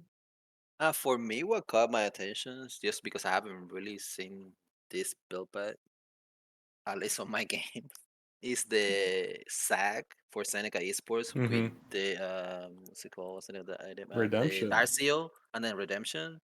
Oh. Like, I guess if you're playing, I mean, he's going full AP, so it's a little weird that he leaning into the supportive side for me. Cause like I feel like if you're gonna go something like Redemption, you're gonna go more on the tanky side of things. So that way you're kind of like I guess the item itself and like the way the build looks kind of looks like a what I would expect like a maybe a Ivern build to look like. Mhm. So for me, seeing that on somebody like Zac, where you want to be a bit more of a front line, especially with how your team is set up, because you have a Jarvan support that's going Bruiser, and then you Mhm. have three squishies. So it strikes to me as a little bit odd, just the build path he went for. So that was like the one that caught my ass. I was, scrolling through it. I was like, oh, well, I've never seen this before. Like, I mean, obviously, they won, Right. but like, I never seen that before. So it's interesting to like see something like that. Mm. Cool. Resilient. Do you have one? Yeah, I'm just trying to find the item name. It's Okay. so random that I don't even know the item's name. That's how random this is, by the way. I'm Who is literally it? on the League of Legends wiki Who website is trying to it? find its icon. Who It's is it? so it's from, let's see, what week is this? It's week 2. DP Dropping Point Black Frost versus Enely, Game one and or two. it is game 2 on the Ornn. Um Oh, Game Tank. Turbo Chem Tank. Yeah, Turbo Turbo Game. Camping on Ornn. Not the usual build path people usually go. Out of all the tank items. So that's definitely an Yeah, interesting that one sounds that pretty caught my spicy. eye. You gotta have a specific reasoning. I mean, I would like to know, like, cause my brain can't wrap around that. I mean, Diamond League, right? And I you don't know. said the week 2 games? Yes, Yeah. it was Let's a see. week two, 2. Orn. Who That are game. you? Sheesh Put that item Ribbon out. Sheesh Ribbon. is Sheesh the Ribbon, if name. you are listening to this, if you are watching this, reach out to Resilient and tell him why you built the Just way let you me did. know, like just like what, like I don't know. I can't wrap my hair around it. Was it like did you like I don't know. he built it for the assassin sign of Orn, so he can just run at people and W I fast. guess. I Like mean, in the game, he went 002. Tanky boy. He runs He away ran from it. everything. He used it actually to I'm run looking away. at the wrong one. I'm looking at the wrong You're one. That looking was at the the wrong first one. one. He went 229. 229. He went Yeah. 229. I don't know. I like. Is it a specific matchup thing with Nar? Like I'm not entirely sure. Maybe it's to get on Nar. To speed up. Maybe. Is it really? Could It be, might I mean, actually be. It might actually be. Yeah. I have no Yeah. clue. Yeah. Because that's Speed what the up. item does, right? It just. I Yeah, mean, I don't play tanks. It just speeds you up. like it's literally like Ghostblade but for tanks, basically, in a weird way. Yeah. So But like, it- if you look at their team, like, it's not like they're like heavily outrange or anything like that either. I don't know. Like, just All right, Yes. so we'll just be like sheesh. some hidden tech there. Some Let- hidden tech there, by the way. Going Let under us the know. radar. Let us know. Okay, Ribbon. What about you? Did you see a build that caught your eye here in Diamond League? it had to have, going back to the Seneca game, where we had the Zac. There was the Yone top, which went is that Frozen was it Gauntlet or was it? Yeah, Frozen And then- Gauntlet. yeah, Frozen Gauntlet, and then went Navori Quick Blades on Yone. Not really. Navori for the Crit Brothers usually isn't what I'd expect. So I think that was a little bit spicy, something cool. And then I also, speaking of Turbo Chem Tank, we had a Galio go it, I believe. With the oh my lord. Yeah. See, these diamond players know something we don't. Yeah, These they diamond players know definitely something we Which know game don't. something was we this? don't know. Which game? This was Ego Nog versus Akuma in their victory. They had Oh a my Galio That's week go 3. yeah, week 3, Akuma Yeah. versus Ego Nog. We had Galio go turbo into an Ari. Obviously worked. Obviously I'm worked. telling you, there's 0-1 and something we do 17. not So I know. mean, it's working. There's So something as we a don't know. Galio player, this is spicy because I'm a big Galio player. So this is spicy. I like it. And I usually I'd probably go like K-Nick or probably Yeah. Hollow Radiance in that spot, probably Hollow Radiance, but hey, you know what? Leandri's as well on Galio is kind of weird too. I don't think you ever really this whole thing is weird. I feel like So that- really, what we're doing is we're asking now. Warden to I mean, let us know why. Yeah. Iris by call God, up Warden. tell us what is this like? Yeah. What machinations went in your head, and how did you Enlighten us. like it worked? It clearly worked. He led his team to a victory with it worked. 17 assists. Warden, But- the other leagues would like to know. They want Yeah. in Oh, like, on are the you Let us using- let are us you low using, like- scums know. Let us low Is scums he know. using We don't- turbo to like run into a Galio ult? Like I'm so just because It could be too. I Maybe think he's taunting and using it to Yeah. speed up as he taunts. Yeah. Oh wait, that's Yeah, big brain. Riven, I it's like not gonna that. try I'm this not on sure. stream. Does Again, that I'm not work? sure. I'm just I don't know. Yeah, if it does that. Again, I don't know. No. I need to go into League of Legends right now. like I don't know. Practice tool. I'm- No, My brain is trying to put one and one together, and that is the best outcome I can get. no, but like All right, so it's we so will leave weird. you guys questioning what Warden is doing. And we are going to go ahead and move on to the next segment, which is factions, and it is led by Doki. Doki, you're on stage. All right. So factions, you guys have it open. Mm-hmm. It's pretty much 6 teams, which are New Origins, Next Level, Dropping Point, Conduit Esports, Contingent Esports, and RAR. Pretty much each faction has a team in Sentinel, Crusader, and Warden. Mm-hmm. Not hard. They do not count Arbiter, unfortunately, which she did. Actually, we did change that, Doki, and we What, told you did? everybody we changed that. Yeah, you got 3 teams. Factions can each have 3 teams in 3 separate leagues. Conduit, for example, has an arbiter team. Contingent has an arbiter team. Oh. Okay, I didn't know that. I didn't know Yes, that. sir. Yes, Must have sir. not read that. So as of right now, I'll do the most performing team for each in order. So for New Origins, your number one, their most best performing team is Sentinel with Angie. Next is Next Level, and their most performing team is in Sentinel Valkyries. Third is Dropping Point with Warden Black Frost. Fourth is Conduit Esports with Warden Glory. Contingent Esports, which is in fifth, with Crusaders Yellow, and then RAR, which is in sixth, which is Crusader RAR. Yeah.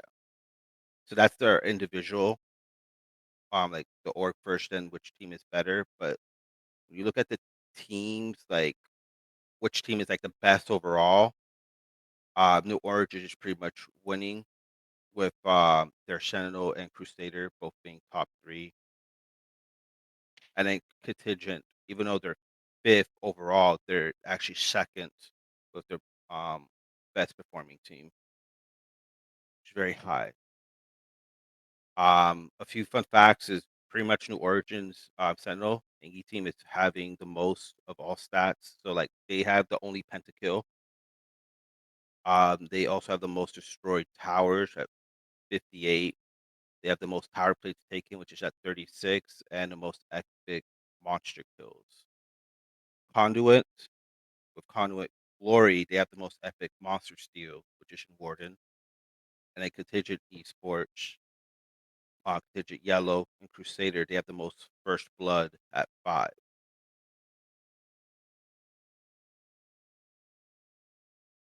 Um, I don't know how much else to touch on this other than I just remember Dropping Point being number one for the first week, and then I forgot this document existed because I didn't save That's quite all right. It's quite all right. So, looking at the standings, we can see New Origins does lead by 225.5 points, and Next Level Esports is coming up with 177.5, and Dropping Point is tailing them by 2 points at 175. Conduit's at 155, Contingent Esports is at 154.5, and RAR is at 140. Now, on the score sheet, you can see them broken down by team. That's where he's getting all these fun stats. Is there any, like, you guys play against these teams? Is there any team that you feel is standing out more to you than what the document is showing point gathering wise? I mean, Since this is your section.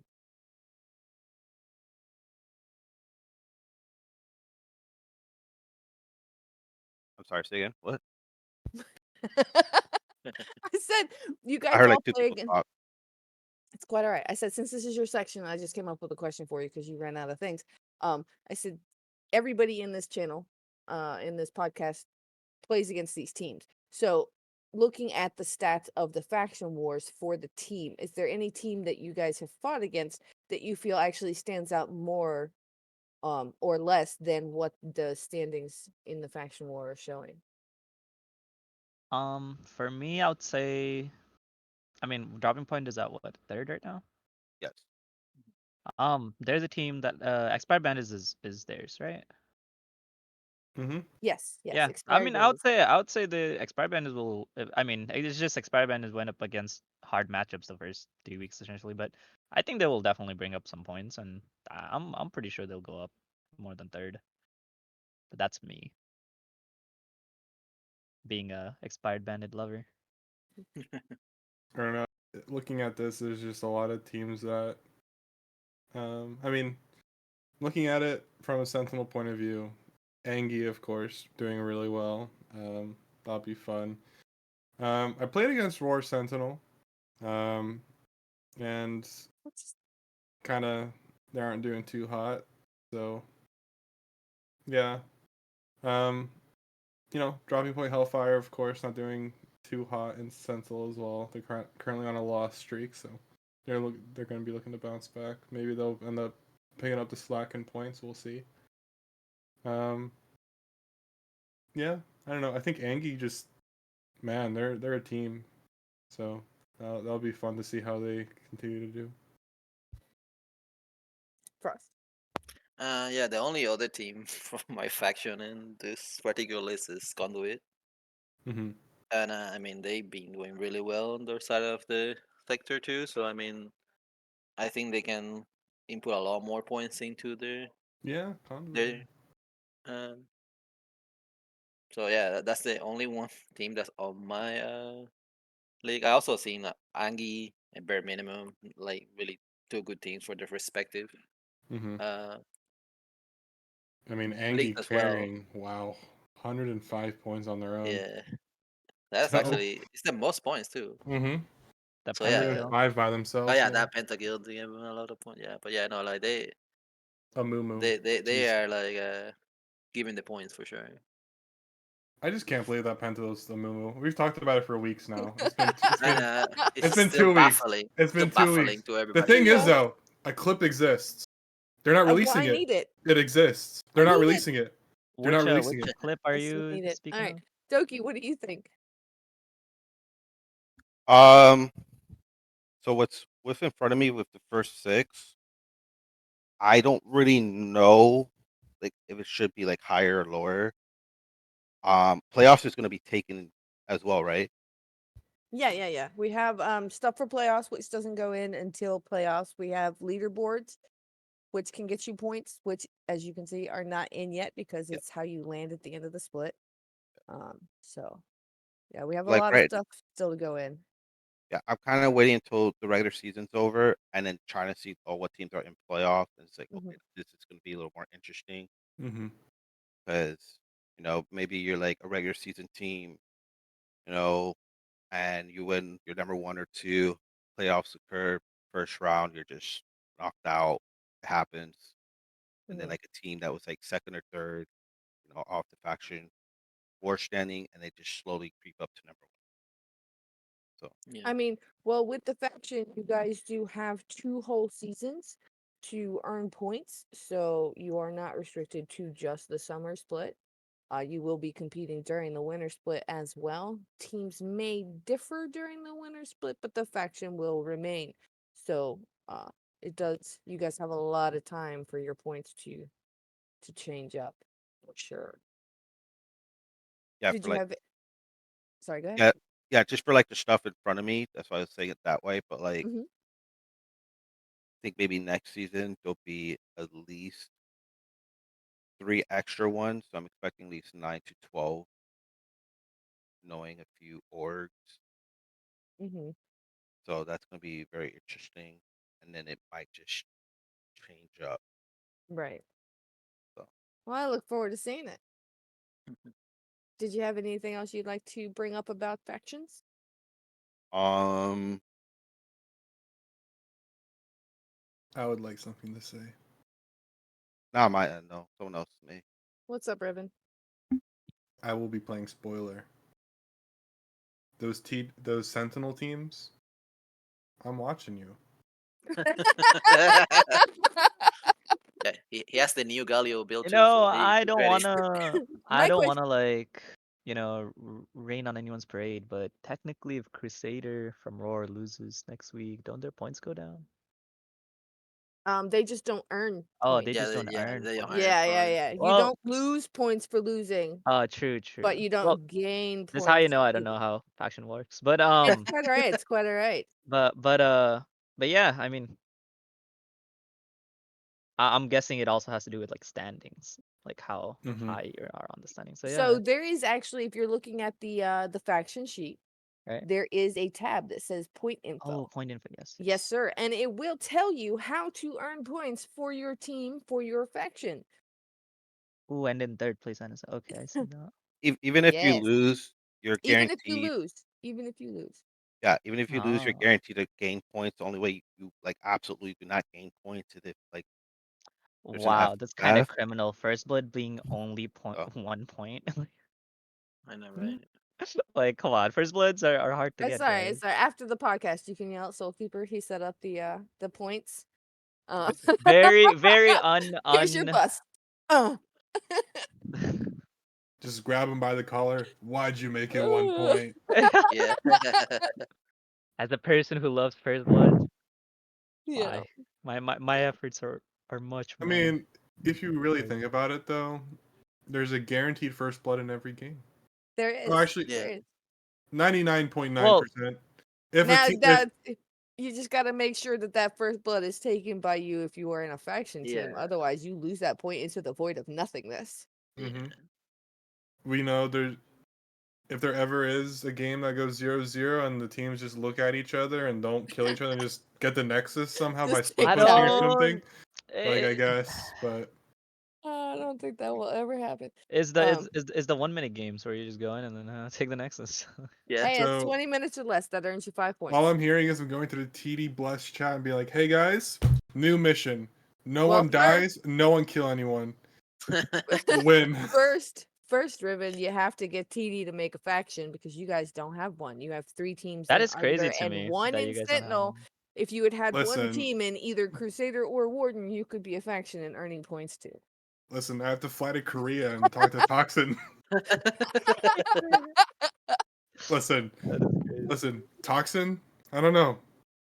Maybe I'm watching you. that's a good one. That is a good one. Yeah. So also something that has come up and I've been questioned about for factions is, hey, my team won. Why didn't we get any points?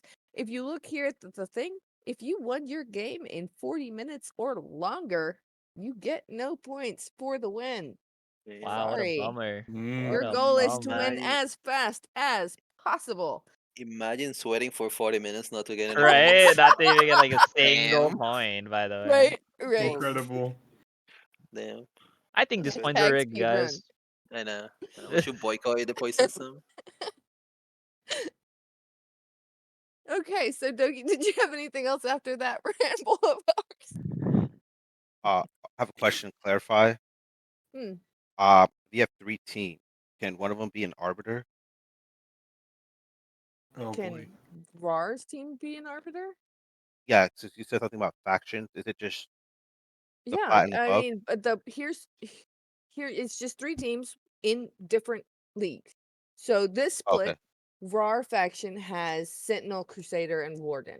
Next split, you have 3 teams. You can have them in Arbiter, Crusader, Warden, Arbiter, Sentinel, Crusader, etc. Whatever combination you want, you're already a faction. You already have 3 team slots. So in winter split, you can change it up and have one of your teams in Arbiter. You're already set for this split, earning points. So I can't change it for you this split. But next split, you can absolutely have a team in Arbiter. Doki was scheming. Yeah. Okay. No, I didn't know that was why. I didn't Yeah, know yeah. arbiter was one of them. When Doki first signed Wait, up, so he was one does of our very first TD factions. So no, TD Yeah. does not count because they have 4 teams. We have but 4 only teams, 3 of 2 them in Arbiter, leagues. yeah. Oh, 3 3 of them Arbiter. are in Arbiter. That is crazy. Yeah. Yeah. Yeah. My Yeah, boys. Doki was one of our very first factions, and we were doing some adjustments during the phase in which he joined us as a faction Right. leader, and so I think he just completely missed when we updated everybody so you could have the Arbiter team. Yeah. So all good.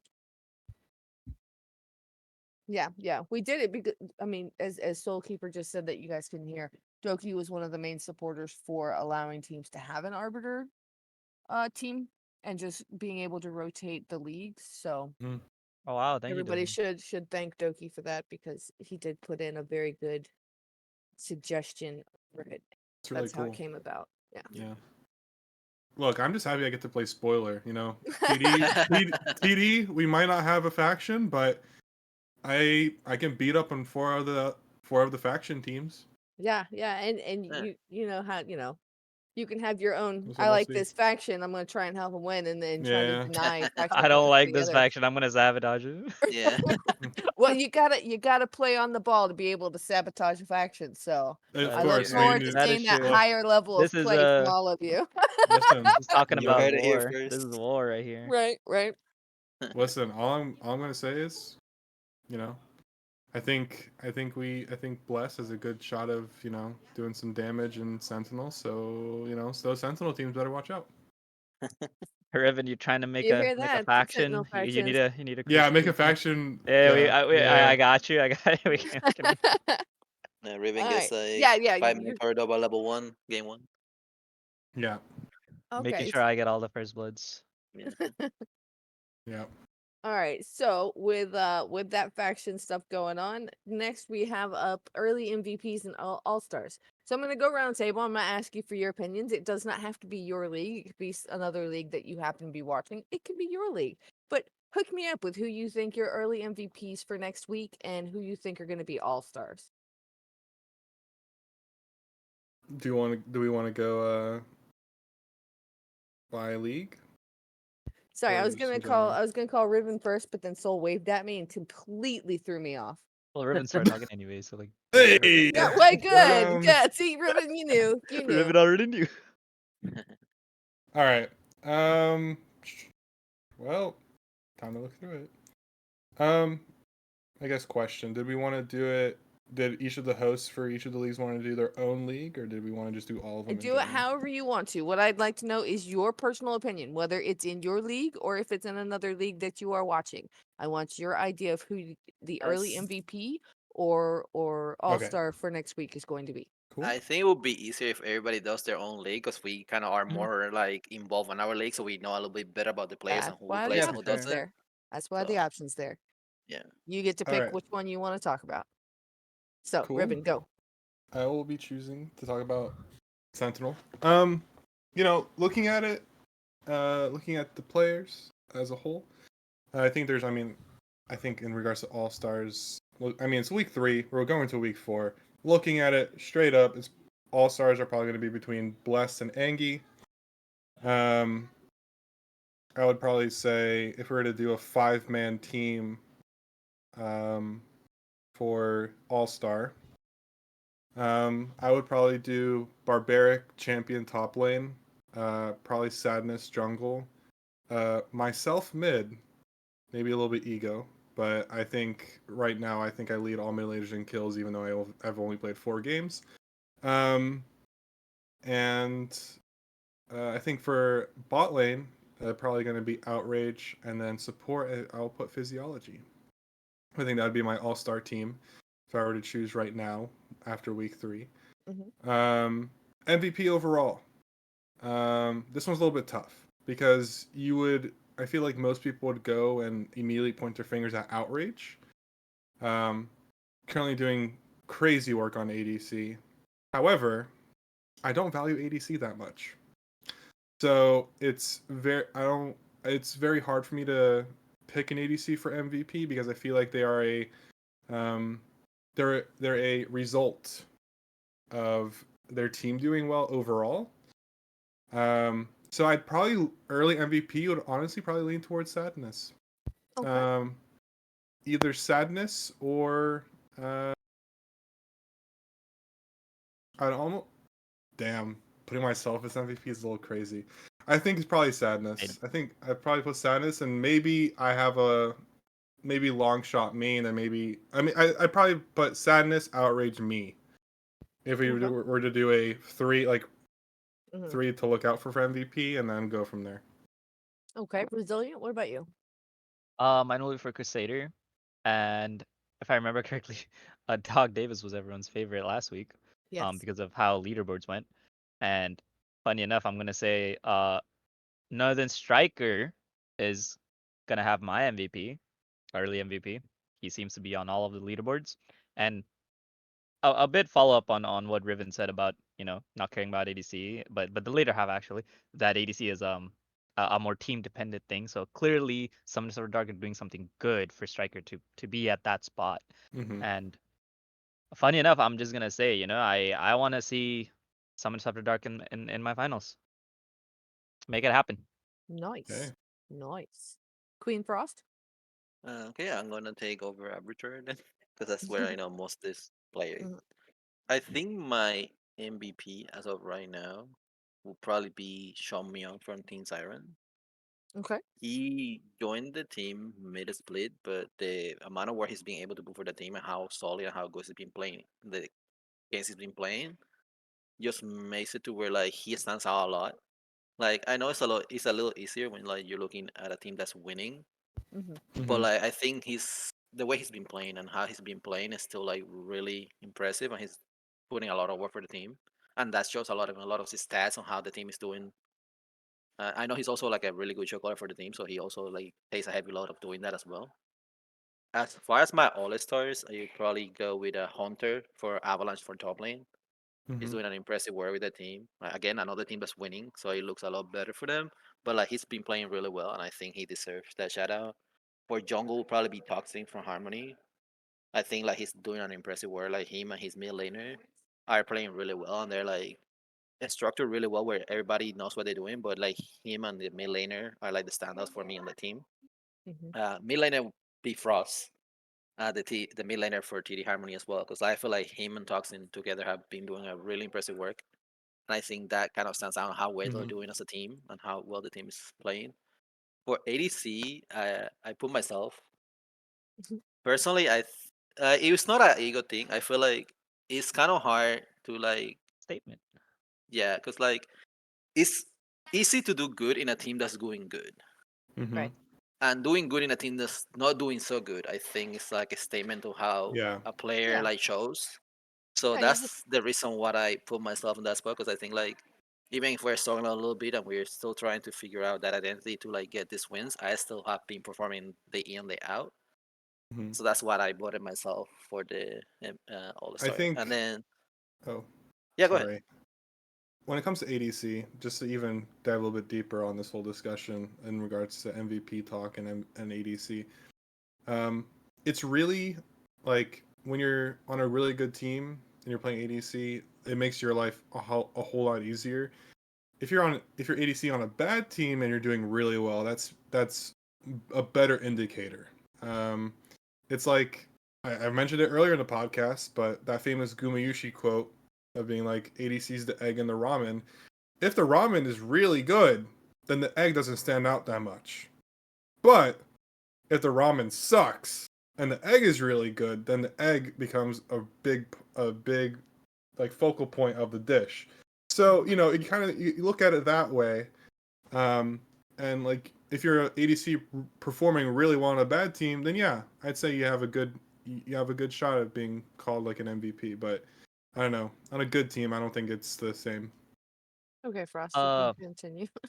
My bad. Frost, just It's just to just sorry to cut you off again. Yeah, You're Frost. on the team with Downfall with Top, right? Yes, sir. He is the goat. The I've goat. played with them before, and back in All my right. Goldie days. But yeah, I I think played with Downfall before too. I was in CT. yeah. Oh, And okay. I know Downfall's a really good player. I mean, Yeah. Downfall only played like one series so far. Or for only for him, he didn't look that good. Sadly, he just kind of like Mm, had a day off at the office, like I'm gonna call it. Like I said, he only played one series, so it's kind of hard to like just like put him on a list just based on one series. right. Like personally, I know him. I know he's a really good player, but like we have to go out of what we're watching and what's going Yeah, of on in the course. league. Yeah, yeah. Of So course. and my last pick for All Star for support will be Helium Bamboo from TD Poro. Mhm. I mean, the Another good leaderboard support. speak for itself. They have like they have the highest solo assist, the highest Mhm. word destroyer. I mean, that's what you want for your support, just a solid pillar that helps your team thrive. Mhm. Right. So that's why I picked Helium Bamboo as my support for the All Star. And that's all my picks I had. No, awesome. I like it. Doki, what about you? Mine would be Warden. Okay. So overall MVP would most likely be Lee Days. This guy has 26 solo kills. I don't think, Holy hell. and he won, and he place has more than 26 right now. Mm-hmm. I think the closest one is 15 at best. Um, he also has the total first blood, which is 3. No one else has that on a single base. What else? Let's see. 534.45 average gold per minute. Like the most power plays, which is 34. I don't think any other team or any other league also touches that. The closest one is 15 across the board. Hmm. That would be for MVP overall for Warden for me. Okay, Oh, it's I 55 like total kills. Didn't see that. it. Okay. Did you have any all stars or are you good? Uh,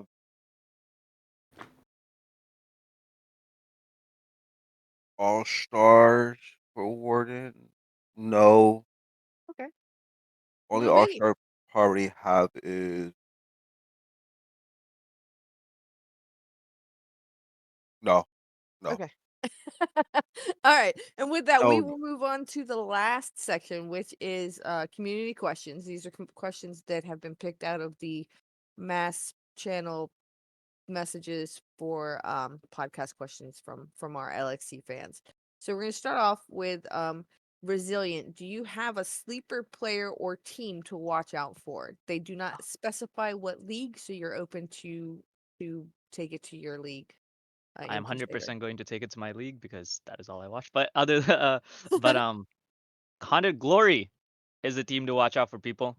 This lineup: CZ, Gleda, Chinese Spy and I actually played on a all-star team together. My name back then was Chinese Toddler. Don't ask me why. We both ended up, yeah, Chinese Toddler. Both ended up winning that all-star tournament. It's genetic, solid ADC, Ipsy, solid support. This team, they just had a rough start. They're gonna be in playoffs, and I want to play them in playoffs, especially CZ. That's my sleeper player. Once you guys see CZ in playoffs, like you'll see, he switches gears. Like he literally switches gears. I like it. I do recall seeing him actually playing in the LXC before. So I do actually know exactly Solid what top you're talking laner. about there. He can be very scary. He can be very, very He's a scary. very solid player. Yeah. Okay. So our next question is going to be directed at Queen Frost. This is specifically for Arbiter League. Um, who do you think is the most likely to climb rankings from the bottom and most likely to drop from the top of the standings down? Ooh, that's a good question. I think to climb, we probably. It's kind of hard actually for climb because like the groups are pretty cemented and it's not like maybe in the first. I think the Royals could definitely climb. They're a really good team. I can see them definitely going up the standings. Mm-hmm. As far as dropping, maybe tactical feed would be the one that I could see dropping just because like I don't think Avalanche is gonna struggle too much with the next matchups they have. Mm-hmm. Tactical feed has like on paper like a harder schedule. So I think that probably could be the team that drops. I don't think they'll drop like out of playoff or anything like that. It won't be too drastic, but I can see them going down like a couple places Okay. on the standings. Okay. And there we have it.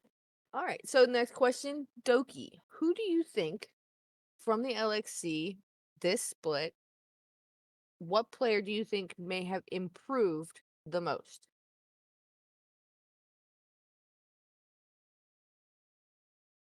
Oof. I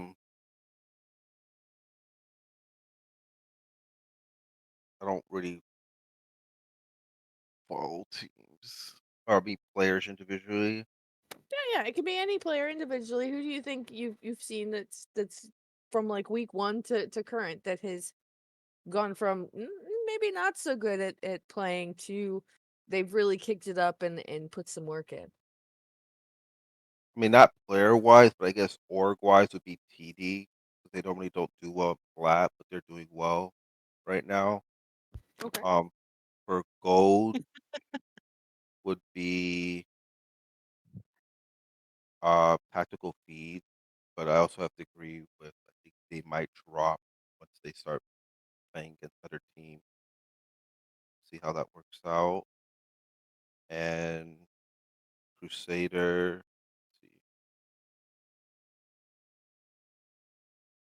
Um, so Galaxy Gaming used to be an org like long time ago. Like the original Galaxy Gaming, they used to be like top four normally. But seeing them at the standings right now, I mean they're top four right now, but I'm trying to see if they're gonna stay top 4 Mhm. or it'll drop. Just don't know yet. And then for Diamond Plus, I don't really know much about Diamond Plus other than Akuma's normally like team that wins, I guess. Okay. All right. Thank you for your input. That is, good answers and in across multiple leagues. All right. The last question before my for fun question, and we close this out. Riven, what champions do you want to see, and what picks do you think are going under the radar? Ooh. So overall, I mean, I think there's with the ADC mid meta, I think there's a lot of assassins that are going under the radar right now. Mainly, I mean, Kiana. I think a lot of people just don't think she's that good right now. I played her week 2, did really well on her, so I think Kiana's a champion that people might want to look at a little bit more, especially for mid laners. She does well into the ADC matchups. And she's really good at team fights, especially around objectives. So Kiana's a really cool pick. I think she's someone that you maybe want to look at if you're not really an assassin player, then whatever. But I'd say her. Of course, they did play Misfortune mid as well. I think Misfortune overall for the leagues is doing really well. So, kind of goes with that ADC meta in mid lane. Zeri hasn't been picked yet in mid lane for us. So, I don't think she's been picked in any of the leagues so far for mid lane. I don't think so. Not for mid lane. I think we So have seen her. yeah, but we have not in seen mid lane. Zeri, but Yeah. Zeri mid is becoming popular. So I think Zeri overall is a champion that mids could look at potentially if they really want to go for it. She did kind of get nerfed though this patch because they did nerf some of the Static items. Shiv. The static shiv, they did nerf that, so Phase, she did yeah. get a little bit tapped. But I think there's still a room for her. What other picks? I mean, Can we talk about people picking Jinx? Like, yeah, that's a lot. can, It's been a can it lot. stop? Can it please stop? Um, Stop picking Jinx. Literally, like, it is a lot of start picking Jinx. Aphelios. Start picking smaller. In Crusader The two most specific. played. Oh, I'm sorry. Yeah, I sorry. was gonna No, say. go ahead, yeah. I was gonna say the two most played ADCs right now in Sentinel are Misfortune and Jinx, Oh and my Jinx goodness. leads. And no, in So Crusader too, 14 games, Jinx so far, and 36% win rate. By the way, it's not even like it's winning. Like, just stop, please. like Smolder has two games, 100% win rate. I know Aphelios is not looking too good. Whoa, I leave mean, Motor out one of lost this, 3, but please. still, please. You'll be happy to know in Arbiter she's not the top. She's a top 10. But please, But again, like, just play Smolder, play Aphelios, play like Twitch even. Like, just stop with the Jinx. I think what's been also Jinx really B1 is not it. It's not it. I agree. I think she's a product of a lot of teams wanting to do team fight comps. So you see like the To be fair, Misfortune and they the would pick Jinx. Jinx, but then they'd pick like Pike and like That's true. Zed, and like there'd be like no peel for Jinx. That's true. Shout out my boy One Hand Twitch. I think Twitch is a champion right now that's really good. If especially if looking for a team fight ADC, I think Twitch right now is in a really good spot. Kog'Maw's being picked. We're seeing Yep. some of these hyperscalers. I'm Kennen over here. in top lane. Yeah. I mean, Ultimus has been playing a ton of it. Surprised it hasn't been banned more. And Tiny Fisted Fury has been playing it. So Kennen's kind of showing up. You know, maybe mid lane Kennen. I saw Are King's you gonna Brand. bring that out too? Or? Let's say I saw Kennen in 3 lanes. Yeah. Who knows? Bring back I've Kennen been- ADC. I've been whipping out the cool picks. I think. I mean, I played 4 games so far, and all 4 games have been different champions, and they've all been 80 mids. So you never know. What's my EP pick going to be, guys? All right, with that, so we're gonna move on to a for fun question. It's a question I found in the channel that made me giggle, and I'm gonna ask you guys, and you can all answer at the same time because it will be amusing. I'll count down. So here is the community question: do you think pineapple should go on pizza? Yes or no? yes. 3. No. We have a yes from Frost. We have a no from Resilient. Is that what I saw correctly? Yes. Yes. I said Is no. it No, pineapple pineapples- alone or pineapple with other Okay, stuff? yeah, Pineapple on pizza. It doesn't specify whether you can Okay. have other toppings. Okay, if it's just pizza, then no. I mean, Yeah, if it's if it's pineapple, just then pizza, no. it's no. Okay, Yeah. so you have to. So for pineapple, you guys say it has to have another topping with it. They Yeah. also Yeah. want to know if you are eating a pizza with pineapple on it, what sauce do you use? Tomato, garlic, pesto, Alfredo, etc. Regular. Marinara. Well, I'm not gonna pesto. be eating a pizza with pineapple on it, so Probably pesto. I think it will kind of balance out the sweetness with the tanginess The of the only pesto. thing I want to add to this conversation is that I used to work at a pizza place, and I was the cook. And the one thing I despised the most was having to put my hands in the pineapple and put it on a pizza. which pizza place is this? What are you talking about? Just so I know. Come on, the shout outs now. He's like, so I don't order from there. Yeah. I mean, And surely you it was- were a I mean, glove, right? Yeah, Like- yeah, of course. Sure, But it You're was- surely. handing me a It was glove hand, painful. right? Yeah, Optional, gloved alright. hand, of course. Of course. Yeah, I'm not breaking food code. You kidding me? Yeah. But literally just the action of reaching into the jar, pulling out pineapple, and putting it on a pizza, painful. Mm-mm. Like the juices too and everything, like the pineapple juices drop. I can't. It sucks because then it's like the thing is though, it cooks, right? And it's all juicy. It will then get into the freaking dough. It's no. No, no. No, I'm leaving. And all right, LAC fans, and there you have it, pineapple on pizza. And that, guys, is 2.5 hours worth of podcast for you all. I hope you enjoyed it. That is the end for us tonight. And I want to again thank you to Doki, to Queen Frost, to Resilient, to Ribbon for joining me today for my very first podcast hosting. We'll see you guys next week. The